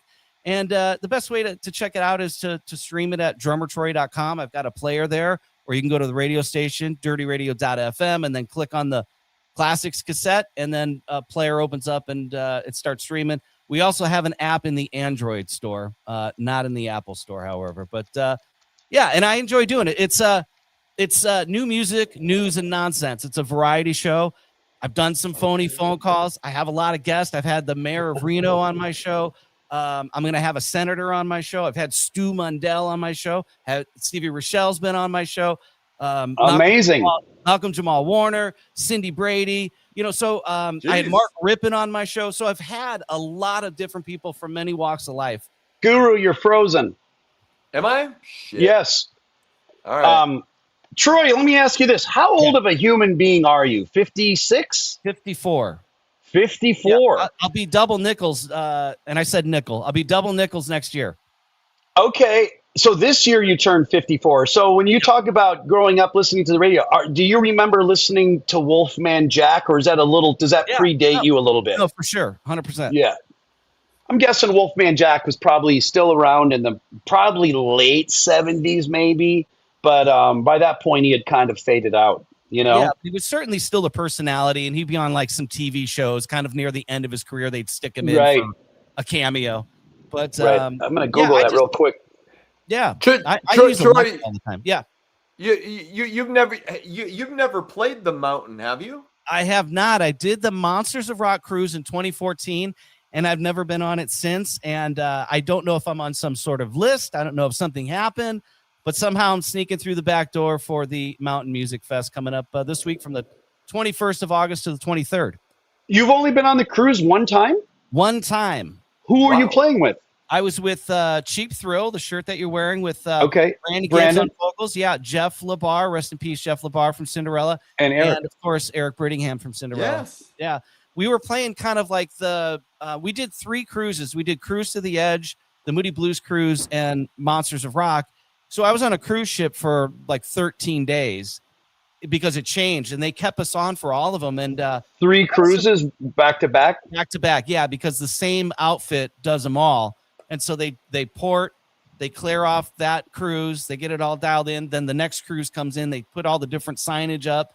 So we got to stay on the same boat, but they just, the boat was the same, but the cruise changed names. But I've never done it since, and I don't know if I pissed anybody off. I hope I didn't, but or maybe it's just happenstance that I'm not going to be there. But I will be there this year now as part of the Mountain family at the Mountain Music Fest. I'm totally stoked for it.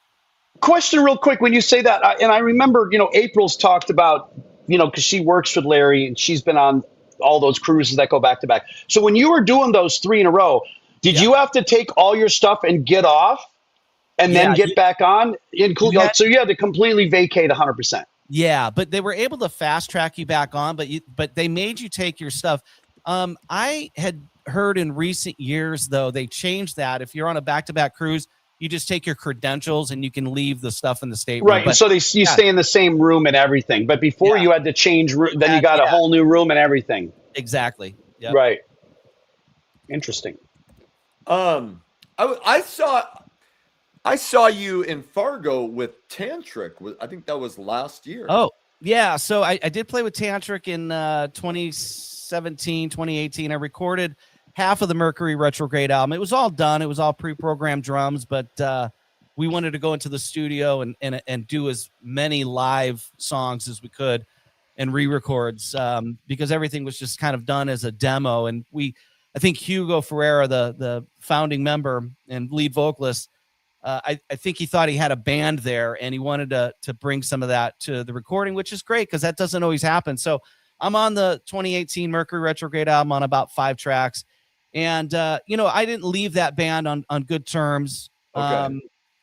Hugo's one of those tricky guys that, he kind of lives gig to gig. He's a lifer for sure, and he's super talented, but he does a lot of things.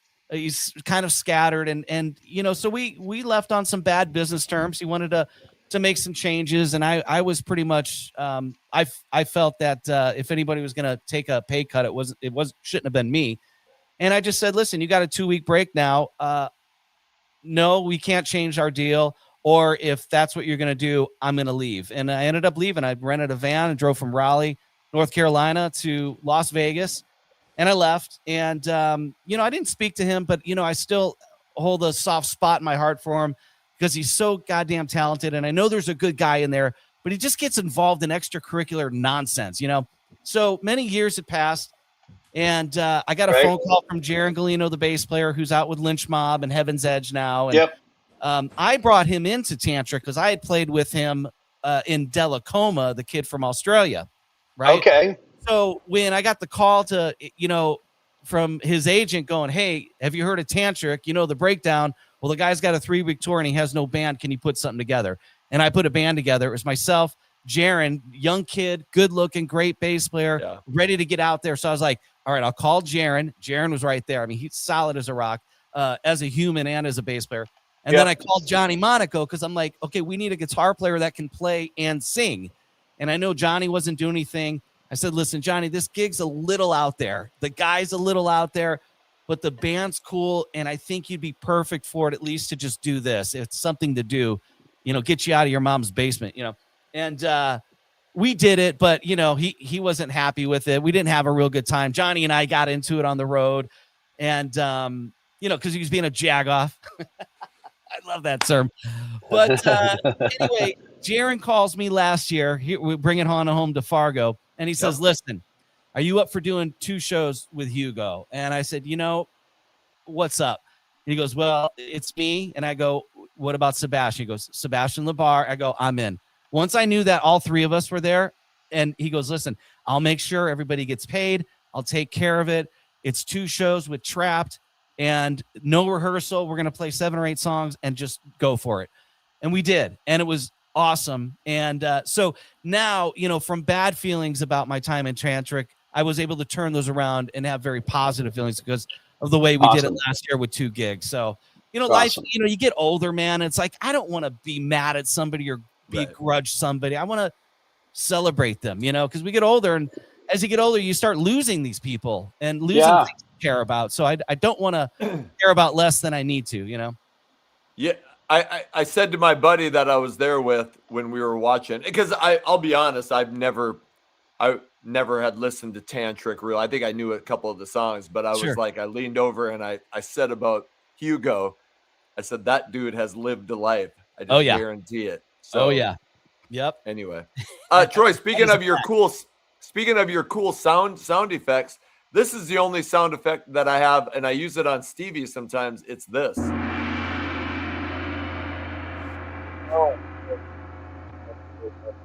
The gong. Yeah, when I'm talking too much, he, him and Stephanie like to push the gong button. Usually what Stephanie says when go ahead. Oh, sorry. Oh, there you go. Stephanie, when I'm talking her ear off, she just looks at me and goes, dumb, and then looks away. So that's her sound effects for me. Troy, and I don't know how long Mike Tramp plans on going on. Like what do you foresee? Do you have other musical projects that you're doing or looking to do? And I mean, what do you see happening in the future as Tramp slows down, maybe? Sure. Well, next year is not going to slow down. If you do the math, Pride came out in 1987. Next year would be 40 40. years of Pride. 40 years. So the Lion will not be Okay. sleeping next year. That's for sure. But yeah, other Nice. things I do, the other couple weekends that I have in the month, I tour manage and have been tour managing Dokken for 2 years. Yeah. And since the fall of last year, when the original Bullet Boys got back together, I was brought in to tour manage them and, find lost luggage, book airline tickets, put a schedule together, and I'll be with them at the mountain as they close out the night from 10:45 on the Summit stage. They're the late night party hour band, and that's going to be great because Saturday, in my opinion, even though Sunday, look at the schedule on Sunday, it's killer. But people's last hurrah might be Saturday night, and you're going to get to do that with the Bullet Boys. So, Right. as a tour manager for the Bullet Boys, and it is the all original group. Yes. As a matter of fact, I was hanging out with the one and only Mick Sweda, who played guitar with the Rocket Mafia last Friday night, and then I got up and sang. My comment is, if you're the tour manager for the Bullet Boys, you're essentially the Bullet dad or the Bullet father overseeing these four boys. That would be accurate for sure, But we had a 5-day run last week. Flew into Nashville, did a gig in Murfreesboro. Next morning, fly to Ronald Reagan. 3 shows in a row there. Then on the 9th Sunday, fly from Ronald Reagan to Boston for a show just up the coast at Salisbury Beach, and then a 3 a.m. lobby call to get everybody back home on Monday. Ugh. And Wow. I got to tell you, they kicked ass. They were not only as a band playing different venues. They played Ram's Head Live, which is, for those that have been to maybe the Coach House or the Canyon Club, it's a sit-down place, but it's much more intimate than that. It's a lot smaller. The Canyon Club and Coach House, despite the fact that they serve food on the tables, they can be pretty rowdy, good concert venues. Ram's Head was very small, so they went in there with the lounge act sort of approach, making sure the levels were good so Mark could hear himself. And then, 24 hours later, they were playing in front of 1,000 people in Roanoke, opening up for Firehouse in an outdoor festival. And it was a completely different show, So they're finding ways to adapt with one another, these different environments, playing every gig they can, trying to earn their keep and going back out there and prove people that they are together and they're putting out a good product. And, they developed a 90-minute headline set. I go, you guys can headline shows now, and I've also heard a brand new song called Monstar. It sounds like kick-ass old, 80s Bullet Boys. And we're working on a video very soon for that. Hopefully it's out before the end of the year. I've never played the Ram's Head Live, but I have played the Coach House. And I remember that in 91 on the What Comes Around tour, we did that. And it was weird. It's weird. As we walk out and you're looking at the tables. I mean, my monitors are right here. There's a table right here and somebody's got broccoli and a steak and a mashed potato, and then a waitress walks up and hands them more rolls and people are cutting steak and looking up at me as I'm singing Ruckapit Bridge. It is a little weird, but but always fun. In addition to all this, the wild card is I am tour managing the almighty Captain Kirk, William Shatner, at Riot Fest this year. So I will be with the band.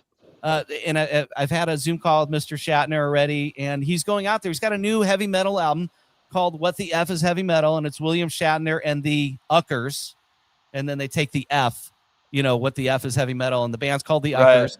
I am Captain Ucker, the tour manager, and looking forward to 2 shows, one at Park West on the 19th, a warm-up for Riot Fest, and then, of course, on the 20th, they play Riot Fest. Is that record out on Deadline Cleopatra? Correct. Yeah, and it comes out sometime this year.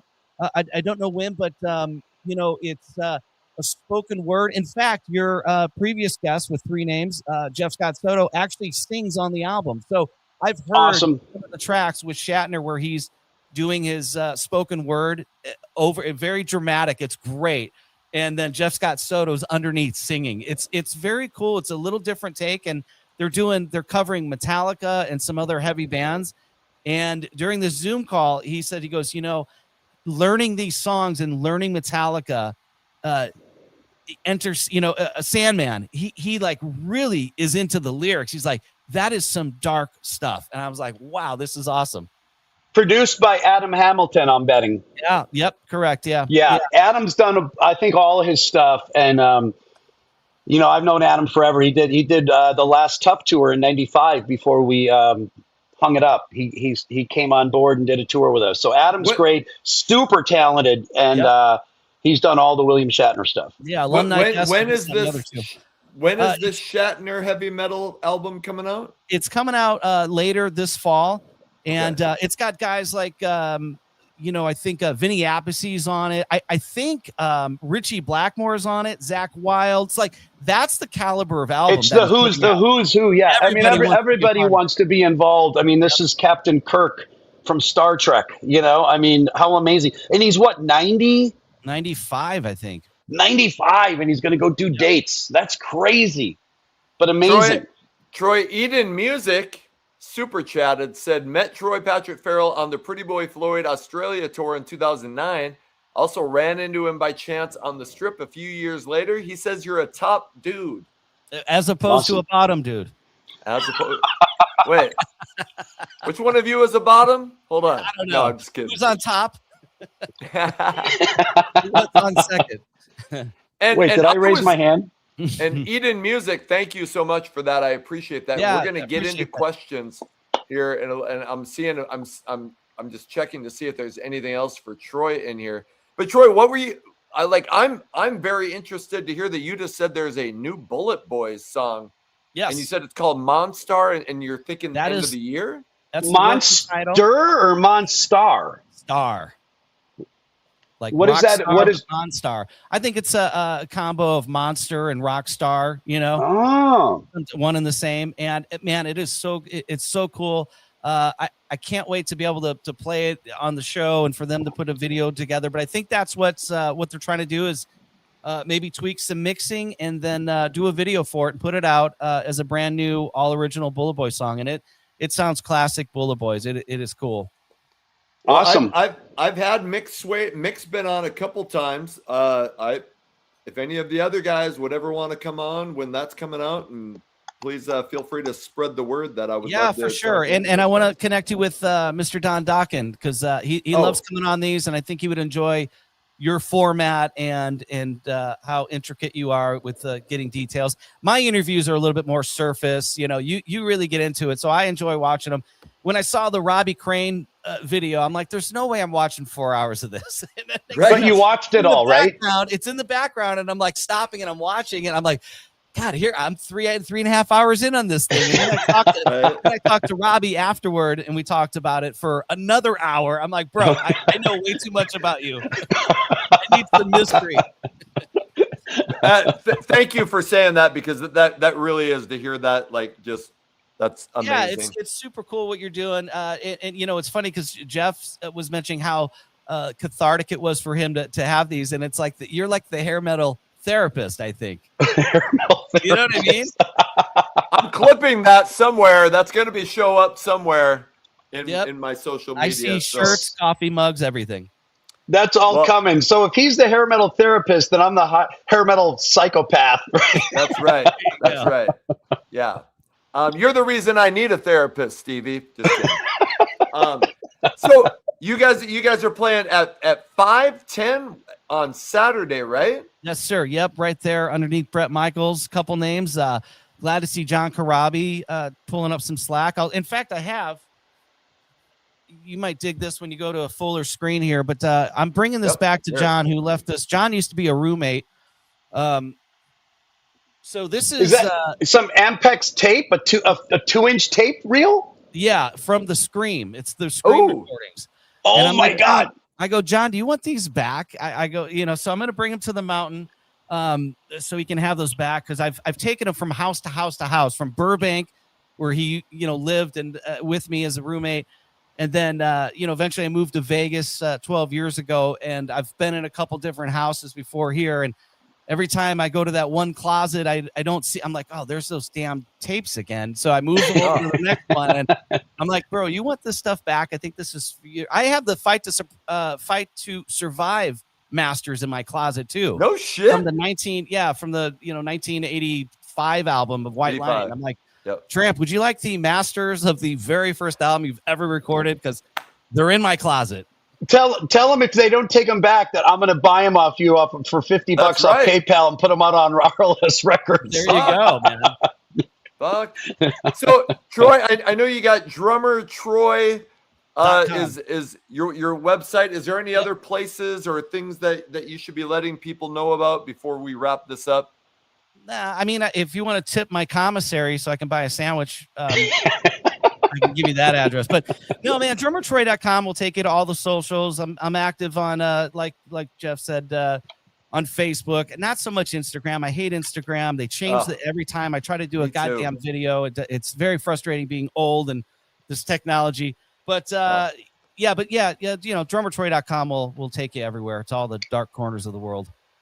Well, Awesome. I hope to meet up with you this weekend. I can't wait to see your guys' set and to watch the Bullet Boys. And I will talk to you after this because I would love to set up the interview and get your whole story, however much of it you're willing to tell. So Troy, thank you so much for coming on tonight. Yeah, 100%, man. Thanks for having me on. And yeah, the Mountain Music Fest coming up this weekend. And Stevie, I wanted to pass on a message that the Wild Peruvians will be in attendance. They are flying. Oh yeah, I got to give Paulo a shout out. He messaged me the other day. It's so crazy. Those guys are like, you know, they're all in Peru and they decided like 2 days ago, we're all going. So like 5 of them are like, you know, international flights into Knoxville, hotels, the whole deal. Paulo and Xavier and all the guys, Jovan, you know, they're all just the nicest guys. I think when they first approached me about going to Peru, I didn't know who they were. And as you know, Troy, we get these inbox messages like, yeah, I want to bring you to Argentina. It's like, okay, sure you do. You know, I've had people message me from New Zealand. They want me to play a birthday party and they want to know if I'll do it for $500. Like in New Zealand. Okay.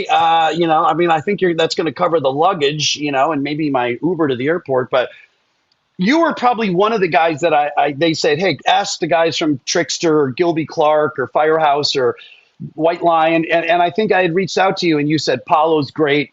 Yeah. He is. He's an absolute gem of a human. Had a great time in Peru with them. I did some stuff with them in Vegas at that private event last year. And we've become dear friends. They're just awesome guys. And they're going to come into town. So shout out to Lima, Peru, and Paulo and Xavier and the gang down there. All good guys. They love you too, the Guru. They love the Guru. So, man. Okay, Troy, I'm supposed to ask you. Troy, I'm supposed to ask you before. Do you like broccoli? Do I like broccoli? I feel like this is a trick question. Set up.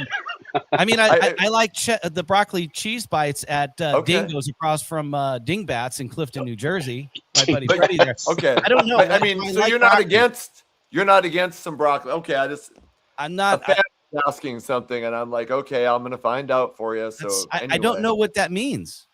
So when you say the place, so Dingbats, now I remember I played there one time, and then for food they send you across the street, right? Yep. I do remember that now. Yeah, you go across the street to the restaurant for your dinner from Dingbats. I remember. Yeah, they had broccoli cheddar bites there, and then they got rid of them, and I pretty much cried in front of Freddie. And so every time we booked the show there, he would order a package of them from his supplier and have them. It's on your rider. That has to be part of it. Okay. Hey, everybody loves broccoli, is all I'm saying, right? 100%. All right, guys, I'll let you go. Anthony, I'll see you at the mountain. I've got a hug for you, bro, and I have a bracelet for you. And Steve, I'll see you not soon enough. Maybe I'll see you on your new Chase Pursuit Cam live edition. You're out there walking the streets of LA. Troy, I'm gonna have something for you too. Something like this, or a dog tag, or anyway, we're gonna get into that. Thanks again, Troy. We'll see you this weekend. Awesome. Thanks, guys. DrummerTroy.com. Thank you, Troy. The radio show on Wednesdays, 2 p.m. to 5 p.m. live Pacific. See you guys. Last thing, don't be a jagoff. Never. That's right. That's always. Right. All right. Stevie, okay, that was fucking awesome, man. Totally awesome. Jeff is the sweetest guy. Troy's an awesome guy. Fuck. Yeah. Both great guys, and I've been friends with them forever. And it was awesome having them on the show. I know we were close to 300 for a while there. So to all the people that have logged on to listen to me and Guru babble, and obviously we had Jeff on here, and Troy, great guys. They're going to both be at the Mountain this week. You get to see Jeff play some music and do some comedy. You'll get to see Troy do some music and tour manage. And tour manage. Exactly. Hey, speaking of Jeff, he texted me and Right. he's like, fuck, I told you the wrong day of the comedy routine. So it looks like punchlines and backlines Friday, August 21st, 9 p.m. I think he said it was, I can't remember what day he said, but it is Friday. Right. So, Jeff, if I'm wrong, text me on that. But so he sent me this. So anyway, if you are interested in seeing Jeff Scott Soto do some comedy, that is what you need to know. And we need, well, first we need to get into some questions, CV, because let's do it. We're fucking everybody. But I do want to bring up that when I am at the Mountain this weekend, I will be bringing my guy Jason Moit from the Laser Engrave guy, and you can go to laserengraveart.com. I am bringing a ton of shit, and here's a sample. I am bringing bracelets that I wear like this. I won't be bringing any hair metal chaos ones. I'm bringing all hair metal guru, but this is what they look like. So anyway, I have different colors, and you should go to laserengraveart.com and order if you're a band looking for merch.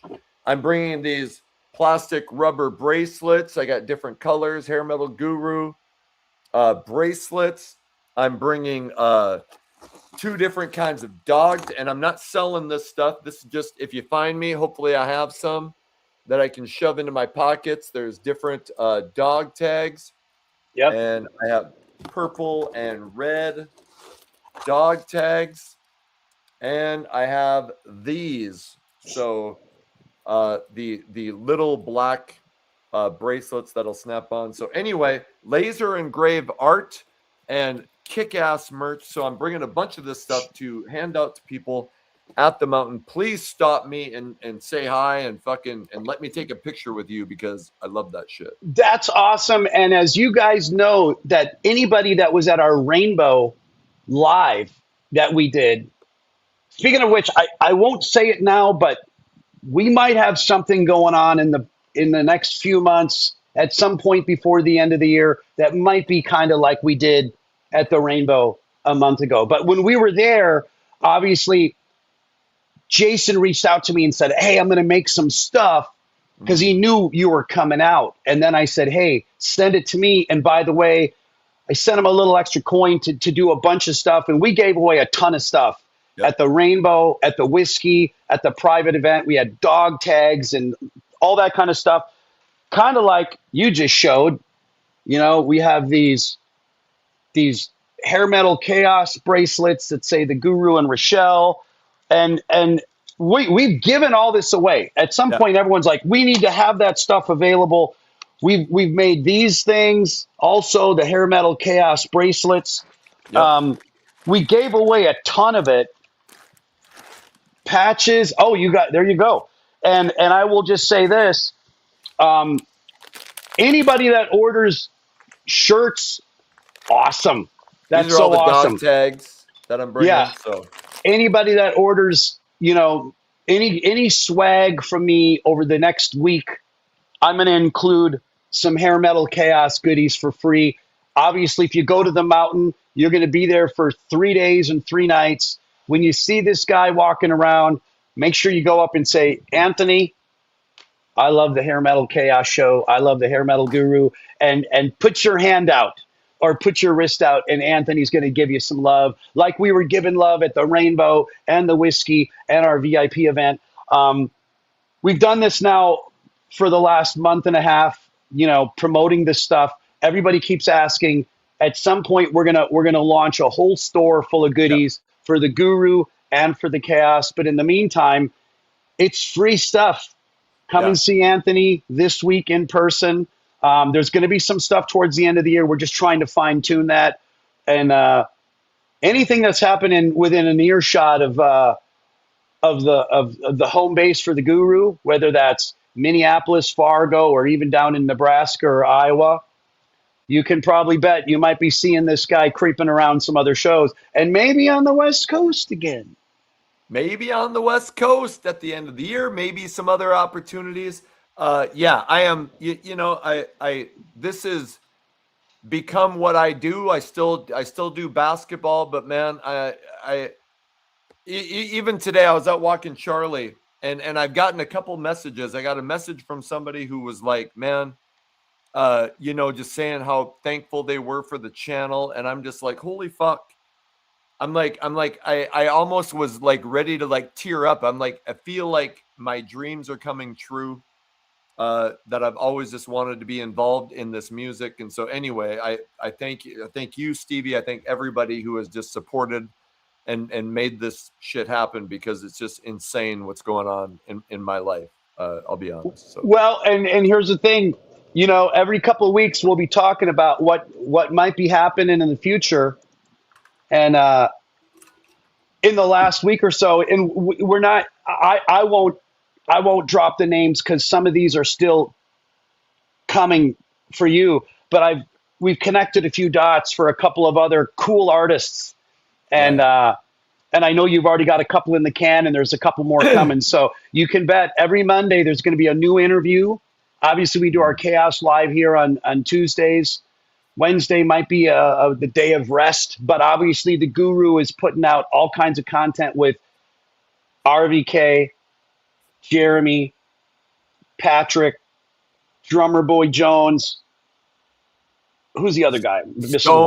Stone.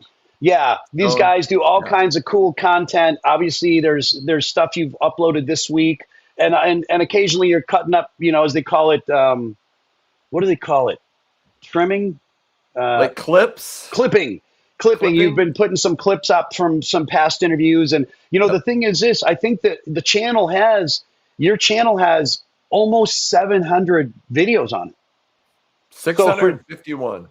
So for you guys that are maybe new to the channel in the last couple of months or the last couple of weeks, and you're watching the lives and you've seen a lot of his stuff, scroll back. There's some great interviews. It's funny because every once in a while I'll ask him, I'm like, hey, I'm going to make a couple calls. Have you ever interviewed this guy?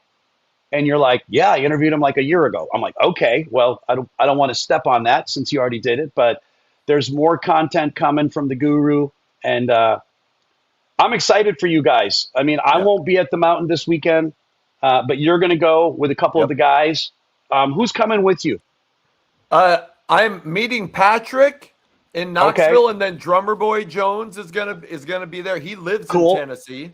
Okay, so we are coming in Thursday, and we're gonna do all the. I mean, I know Thursday night there's like a club that is going to be doing like karaoke and trivia. So I'm going to see if I can get into the trivia and see if I can beat everybody's ass at hair metal trivia if I can get in there. Watch, I'll probably lose and look like a douchebag. But then we're there for all the concerts Friday, Saturday, Sunday. And we aren't leaving until Monday, so we're going to try to get involved as much as we can and promote the shit out of it. So if you don't have tickets, get tickets. Come say hi to us. Man, I mean, look at this fucking lineup. Look at just the headliners. On Friday, Sebastian Bach, Piercy DiMartini from Rat, Lynch Mob, Red Beach, Tora. I mean, I'm not going to list everybody. Soto Beeler, obviously, on Friday. Then you got Brett Michaels. I fucking love Night Ranger. Jackal, Lita Ford, White Lion, John Karabi, Dangerous Toys. And then on Sunday, Rick Springfield, 38 Special, Warrant, John Waite. I'm pumped to see John Waite. Vixen. And Stevie, I'll throw this out there, and I didn't plan on saying this, but hey, we'll see if we can maybe get some artists to come on next week and kind of recap, the mountain. And, we don't have that set up, but a couple of that you skipped over. I'll make a couple mentions. Wild Street are out in New York. Good guys. Yep. Stone Whiskey, they're on Kibble Records. I'm friends with John Kibble. Obviously, Ted Poley from Danger will be there. And my boy Lizzie Devine and the Cruel Intentions. They're out of Oslo, Norway. Lizzie's originally from Falkenberg, Sweden. But the Cruel Intentions will play on Friday, and they play on Sunday.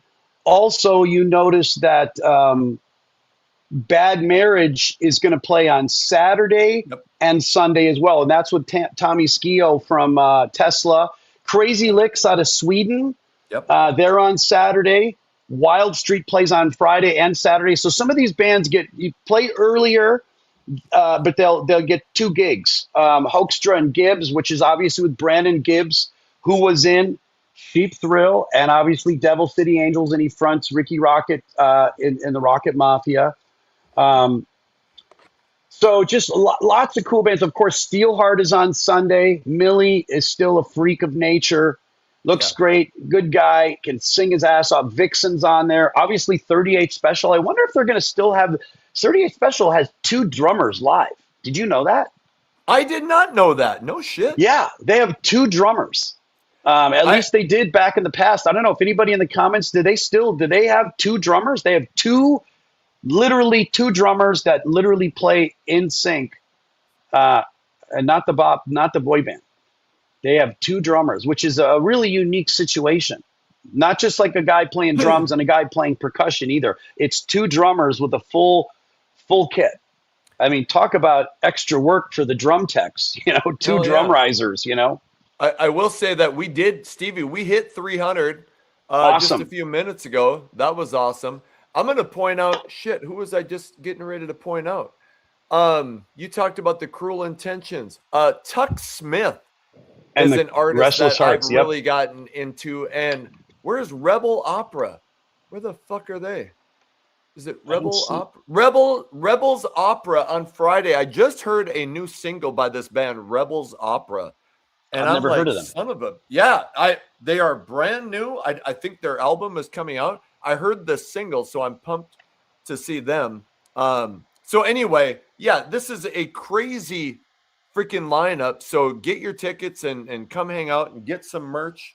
And I'm pumped as shit. And while the people that run the mountain also do the Monsters of Rock cruise. Yeah. And Tough is going to be on the Monsters of Rock cruise. I am going to be at the Monsters of Rock cruise. Patrick's going to be there. Unbelievable lineup for the cruise. And that is May 6th through the 11th. And leaves from Los Angeles. So I plan on getting into town a couple days earlier before then to kind of do the Rainbow and whatever, if there's any, shows going on and hanging out. So I encourage and I've said it before, I'll say it again. Have been many years where I didn't do shit. And it might be, like obviously this stuff isn't free, but my motto now, one of my mottos is everybody Wang Chung tonight. And my other motto is that I'm going to get out and fucking start doing this stuff because, I don't want to get to an age where I go, shit, I wish I had done more. Let's pull that mountain flyer down, and why don't we go a little late here and start pulling some comments from some people you just pull. And I will say this too.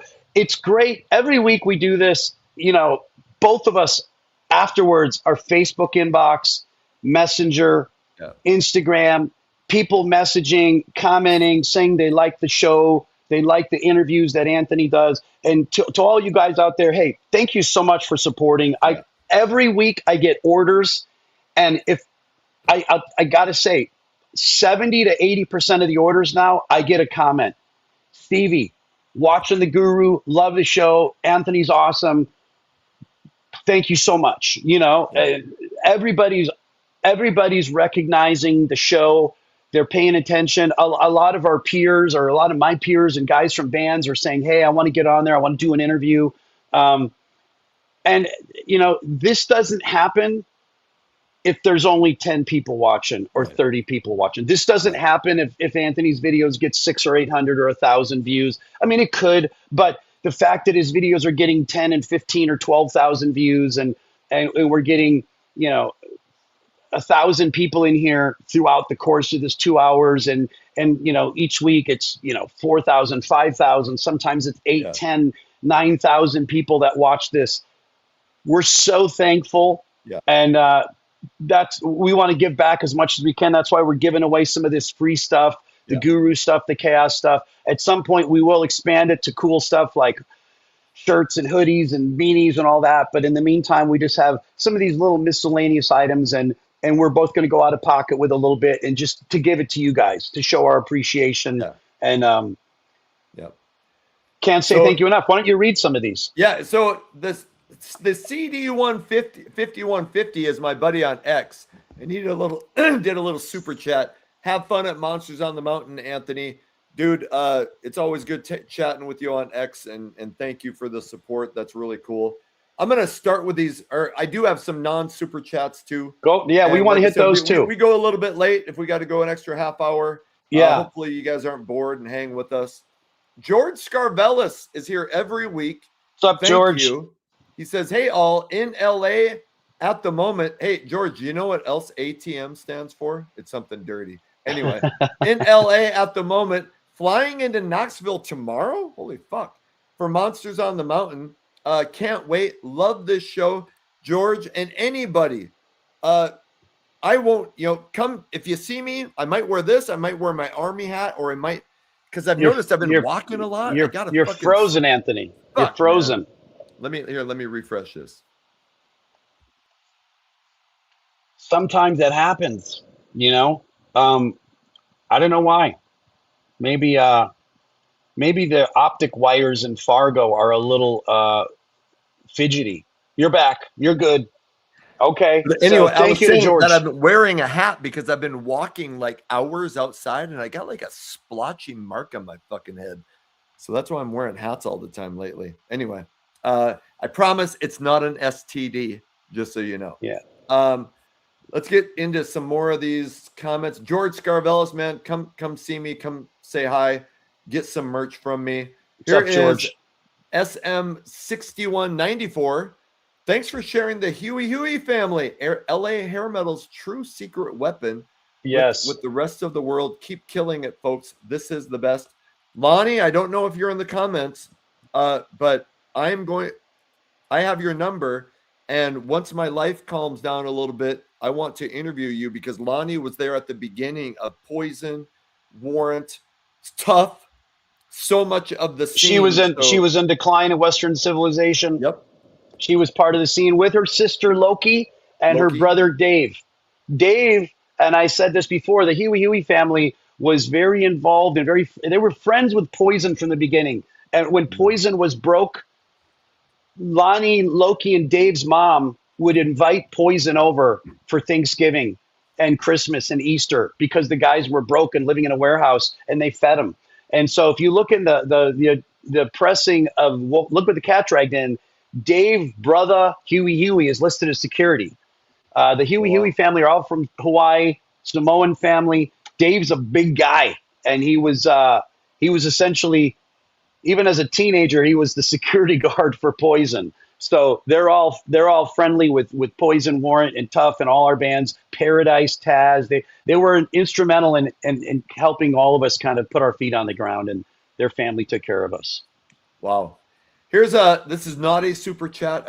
But Kenny Chavis, and I think I saw this picture, Kenny. I know Kenny. Hey, Guru, had your shirt on at the Karabi concert. Because I used to have merch and things didn't work out with that merch company, but there are Hair Metal Guru shirts out there. He had a shirt on at the Karabi concert, and several came up and said they follow your channel. Dude, the fact that you bought a shirt and you wore it out, man. Awesome. Thank you so much. That's really cool. Here's from BC in NC. I got my North Carolina Michael Jordan shirt on. Just wanted to say thanks by giving a super chat. That's really cool. Appreciate it. Here is a message from Dean Kinney, who we hear from. He's a big supporter. Hey, guys, hope all is well. Love the show. Been watching over 2 years. You guys rock. That is awesome. Thank you. Dean is from Louisiana. He's friends with Adam Hamilton. What's up, Dean? Cool. Shout out to you. My buddy Theron Paul. Stevie, you took a picture with Theron Paul at the Rocket Mafia. Just saw him the other night, and you're frozen again, Anthony. I don't know what. Every time you bring up one of those you unfreeze yourself, and I'll give Theron a shout out. Yeah, Theron was at the whiskey. Him and I hung out a little bit, took a photo or two, and the whiskey was rocking. We had obviously Rocket Mafia, which is Ricky, Brandon Gibbs singing, The guy's name is Michael on bass, who used to play with Puddle of Mud, and of course Stacy David Blades on guitar. American Jet Set was on the bill. Filthy Rich, some other bands. It was a great night, and Theron was there hanging out. So you're back, you're good. Shout out to Theron. Next, Theron's band 77 Shakedown. Yep. has an album called Mojave Dust. It fucking rules. Go check it out. Awesome. Here's one. Let's see. Oh, here's about the cruise. Anthony, did you make your cruise reservations yet? I was on the phone with them today, and rooms are going quick. Still trying to get someone to split the cost. So I do have my cruise reservations. You guys should get your cruise reservations. Yep. And do like me, and we got a few people together to lighten up the load of the cost. So you can get rooms for 4 people. And so that's a smart way to do it. So Paul, looking forward to seeing you at the cruise. Mr. Neil Phipps said, Stevie, has Tough ever played in Kansas City? Yes, first time we ever played Kansas City, we played the Lone Star in the summer of 1989. And we played there a second time. We also played, I think there was a secondary version of the Lone Star after the original one closed. So yes, we played Kansas City a few times. I'm not sure how old you are, Neil. I recognize your name too. I think you've ordered from me before. Thank you, Neil. Thank you for the shout out. Thank you for the question. Tough has definitely played Kansas City. And I got lost in Kansas City when I was on my way to Fort Sill, Oklahoma for some military training.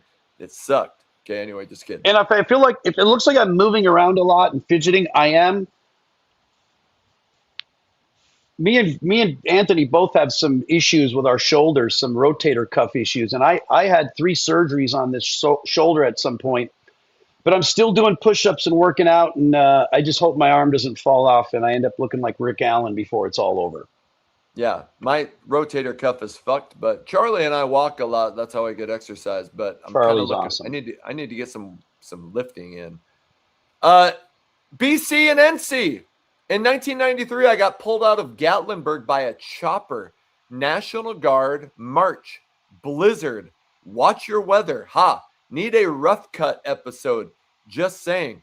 I have talked with Paul Shortino about getting him to come on for an interview. So maybe we'll get something. Paul's awesome. Actually, Stephanie's friends with his wife, and me and Paul just exchanged a couple of little comments online. He just shared a clip. Paul Shortino was on the Gong Show in the late 70s. Did you see that? He just shared it the other day. No. Fuck. Yes. There's a clip. There's a clip of Paul Shortino on the Gong Show. I think it was 1977.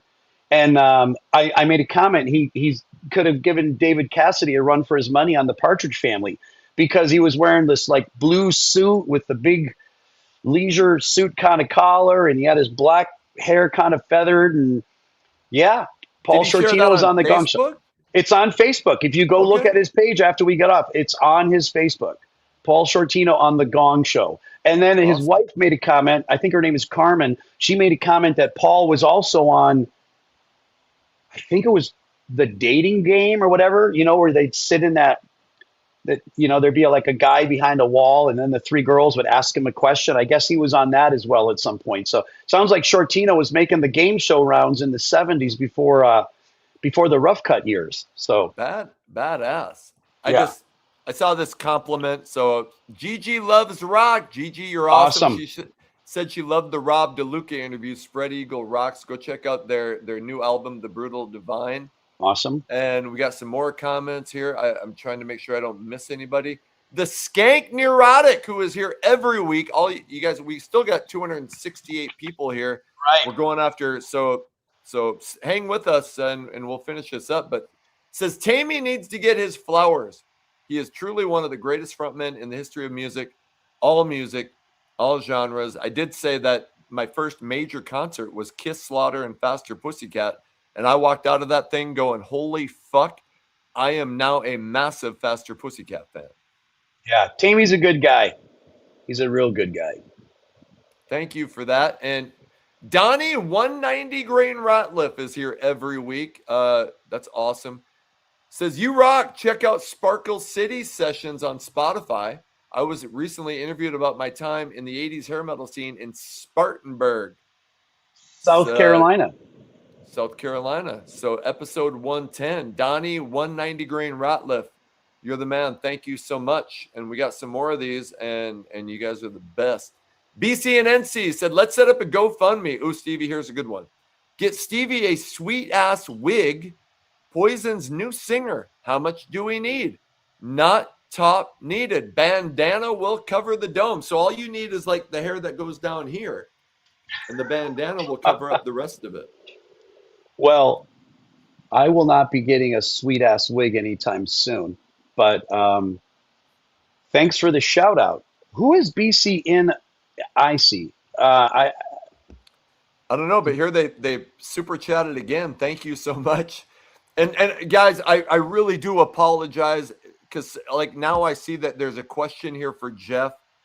Obviously, you know, we were so far behind. We were trying to get our guests in, and I really don't know what the fuck I'm doing when it comes to guests and questions. So I'll try to keep getting better. Okay, so I know who BC is. That's Blake. What's up, Blake? He actually just texted. I thought that looked familiar. He actually just texted me a little bit ago. Okay. What's up, Blake from North Carolina? Giving some shout outs. Said for Jeff. Oh, go ahead. Go ahead. No, I was going to say who else we got in there that aside from the super chats, we got some other questions that maybe you can pull up a few. Yeah, let me. That's kind of okay. Oh, here. Let me. I do have some more. I'm trying to. Awesome. Let's see. Well, here's one from Jason Carter. Thank you, Guru, for serving our country. And Stevie, thanks for not stomping Sebastian. Okay. And here I got another one for Andrew. And it says, I saw Malmsteen open for Dio in 1985, and Jeff was the singer. One of the best opening acts I've ever seen, and it was one of the best overall concerts I've ever attended as well. So very cool. Stephanie Mandel, we missed this one, says, what's up, JSS? My brother from another mother. High five. Very cool. Stevie, you need to chime in there. I love you, Buzz Notch. Buzz Notch. Well, okay. I used to, she at some point, I think she called me a bitch one day, and I kind of laughed. And then she started calling me a biatch. And then bitch turned to biatch, turned to Buzz Notch, turned to Biz Notch. And, when you're in love, you start having all kinds of fun little nicknames. So, yeah, I'm Biz and she's Buzz. But, yeah, okay. At some point I was the Buzz Notch or the biatch or something like that. So, okay, so what is this? I saw Tough for the first time in Akron, Agora. I was just going to say that was with Saigon Kick, Kid Rock, or Kid Wicked, and Saraya, correct. It was a Rock for Muscular Dystrophy show. Stevie, do you remember this amazing bill? I do, and I do remember that Tough went on after Saigon Kick, and we went into their dressing room, and they weren't that friendly to us. And I brought that up to Jason at some point, and he kind of laughed. But yeah, that was, we were both kind of on the same label. They were on Third Stone Atlantic. We were on Titanium Atlantic, and both of us were touring. And that was 91. But I'm guessing because our video was probably popping a little bit more, maybe on Dial MTV, we got slotted ahead of them. And Kid Wicked is, that's Billy Morris's band. Yeah, Billy Morris. That's Billy Morris's band. Yeah, I do remember that show. So thank you, Rebel. Yes. I absolutely remember that show. Good crowd too, right? Akron Agora is probably I don't know, I think that's like 1,000-seat club. Pretty big club. Okay. All right. Yeah. Here's Ryan McCusker that says, keep on rocking. What's up, Ryan? He's bought from me before as well. Thank you so much, Ryan. Eden Music says, met Troy Patrick Farrell on the Pretty Boy Floyd Australia tour in 2009. I already did that one. I was did going to that say, I when think you Troy read was that. I here. think you My read that bad. one earlier. That's right. No worries. And BC and NC says, any Sludge Fargo merch on the horizon? Fago or Fargo? Fargo, I don't know what that means. But thank you for the super chat. Thank you, Blake. And John Pikla Rock says, you guys rock. Thank you for the Guru TV. You are absolutely welcome. You are the best. We still have 260 people here. Awesome. And then I got a couple more. Jason Carter says, Stevie, do you remember what Borders and the Coconut Teaser? Do I remember what? Do you remember the Coconut Teaser? Yeah, the Coconut Teaser is on Sunset Strip, right at Sunset at Laurel.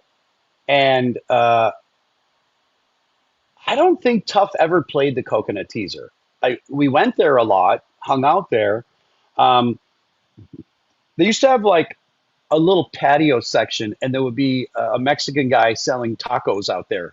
They'd make tacos. They were $1 each. So you could get like 3 tacos for $3. And I remember one night, it was a Sunday, I was sitting on the patio. Everyone's out there having some food.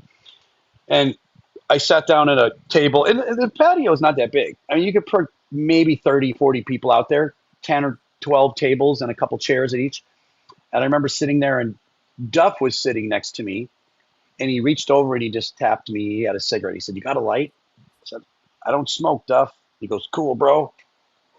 So that was my little Duff moment. But this is a long time ago, too. This could have been like 88, 89, 90. Guns N' Roses was out, and they were definitely a known band, but they weren't these immortal, legendary rock gods that they've become, you know? So they could hang at the clubs, and nobody was going to bother them, you know? Right. Here is the Skank Neurotic says, Stevie and Anthony kiss our asses too much. Hey, in the comments, let us know, do we kiss your asses too much, or do we kiss your asses not enough? So anyway. I don't know what that means. We're I think kissing when the fans we to say us? you guys are the best and we love you and all that, I think she's being funny. Oh, okay. 2A Chef in Barbecue says, Amir Durock is a great chat if you can get him. Do you know Amir Durock, Stevie? I do. We're not like besties, but I'm tight. Oh wow! I think my light just went out. I think it went on a few years ago. Just Yeah. kidding. But I'm real tight with Matt Thor from Rough Cut. Okay. Matt's a good buddy of mine, so I could probably maybe make a call and say, "Hey, Matt, you think Amir would be interested?" I don't know if Amir. He's not the type of guy that does a lot of content. I mean, he does a lot of music. He was obviously in Rough Cut. He was in Orgy. He's had some other projects, but he's not a guy that's doing a ton of interviews or podcasts as we've seen. I mean, you could probably Google. I don't think there's a ton out there with him. Right. Let's see. He was also in Jailhouse. Okay. I see people in the comments talking about Tuck Smith. I plan on seeing Tuck Smith this weekend. Hard Rocking Trivia Show, who was my buddy on X, says, I saw Rough Cut at the country club. Dio did the encore. That sounds pretty epic. Well, and that's because Wendy Dio was Rough Cut's manager. So Ronnie was probably at a show and then got out and came and sang a song with Paul. Right. Rest in peace to Ronnie James Dio. Yeah. And I just put this one up because Jeff Klein says he did 2 years at Fort Sill, because I mentioned training in Fort Sill. So, Jeff, thank you for your service. Very cool. And, Stevie, that's really all I got. Awesome. Well, hey, So, let's kiss some more ass for a couple minutes and just let everybody know, thank you so much for tuning in today. It's been fun. This is show number 14. So this is 3.5 months. We're almost, a couple more shows. This weekend, Stephanie's going on a trip with her girlfriends. I'm going to sit around the house here and clean the garage and do some laundry. Anthony's going to get on a plane on, tomorrow or Thursday? Thursday. Thursday you're going to fly to Knoxville, and then you got to drive, what, another hour or so? Yeah. I think it's like an hour from Knoxville to Gatlinburg. Patrick and I are meeting at the airport around 1 p.m. In Knoxville, driving to Gatlinburg, get our room, and then figure out what people do the night before. Yeah, the night show. before, dude, that hotel is going to be off the chains, you know? You're going to have a blast. And everybody listening that's going, make sure you go find Anthony and his crew. Say hi. And shout out to Larry and April and everybody at the mountain. The same people that are putting on the Monsters of Rock cruises and the Cruise to the Edge and all that. They're awesome people. Tough hasn't been there yet, but hey, fingers crossed at some point we'll get invited. We'd love to come play the mountain. And we'll be at the cruise next year, though. April, I got this for you if you're still watching. So I'm going to hook you up. April texted me and she said, save me a purple dog tag. Yeah, she needs one of these too. Hell yeah. And I probably have some of those. Darla Cherry, hoping to find you, Anthony, on Friday. Save me something cool. I will have something cool for you. Come find me. Everybody come find me. And I'll probably be like that guy who's like, hey, can I take a picture with you? Because I'm still kind of shocked when people recognize me. Anyway, and I also wanted to point out before we wrap it up that Lonnie Huey is in the comments.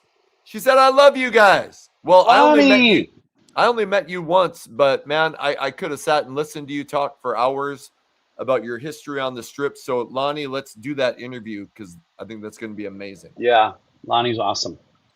So hey, go in the description. You are going to find the link to drummertroy.com. Awesome.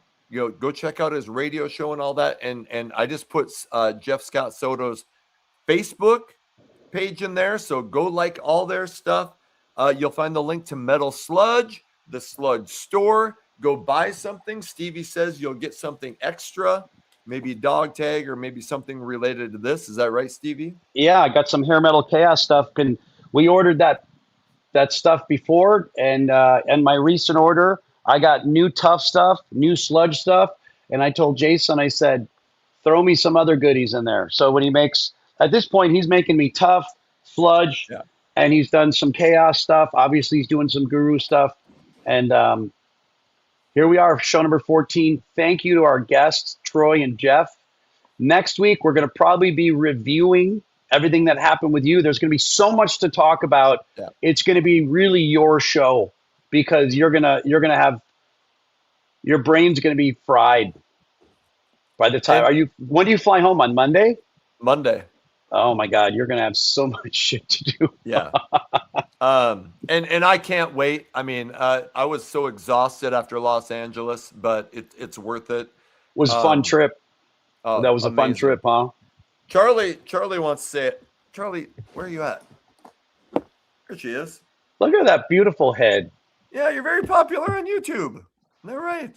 Everybody likes you so much. So, hey, we'll see you guys this weekend. You'll find the link to Metal Sludge down below. You'll find the link to my Spotify, all that stuff. If you want to give Charlie a dog biscuit, whatever. We just appreciate you being here. Stevie, I'll talk to you later. We'll see you next week. I'll see you guys at the mountain, okay? Come say hi. And until next week's show, my name is Anthony. They call me the Guru. You take care of yourselves.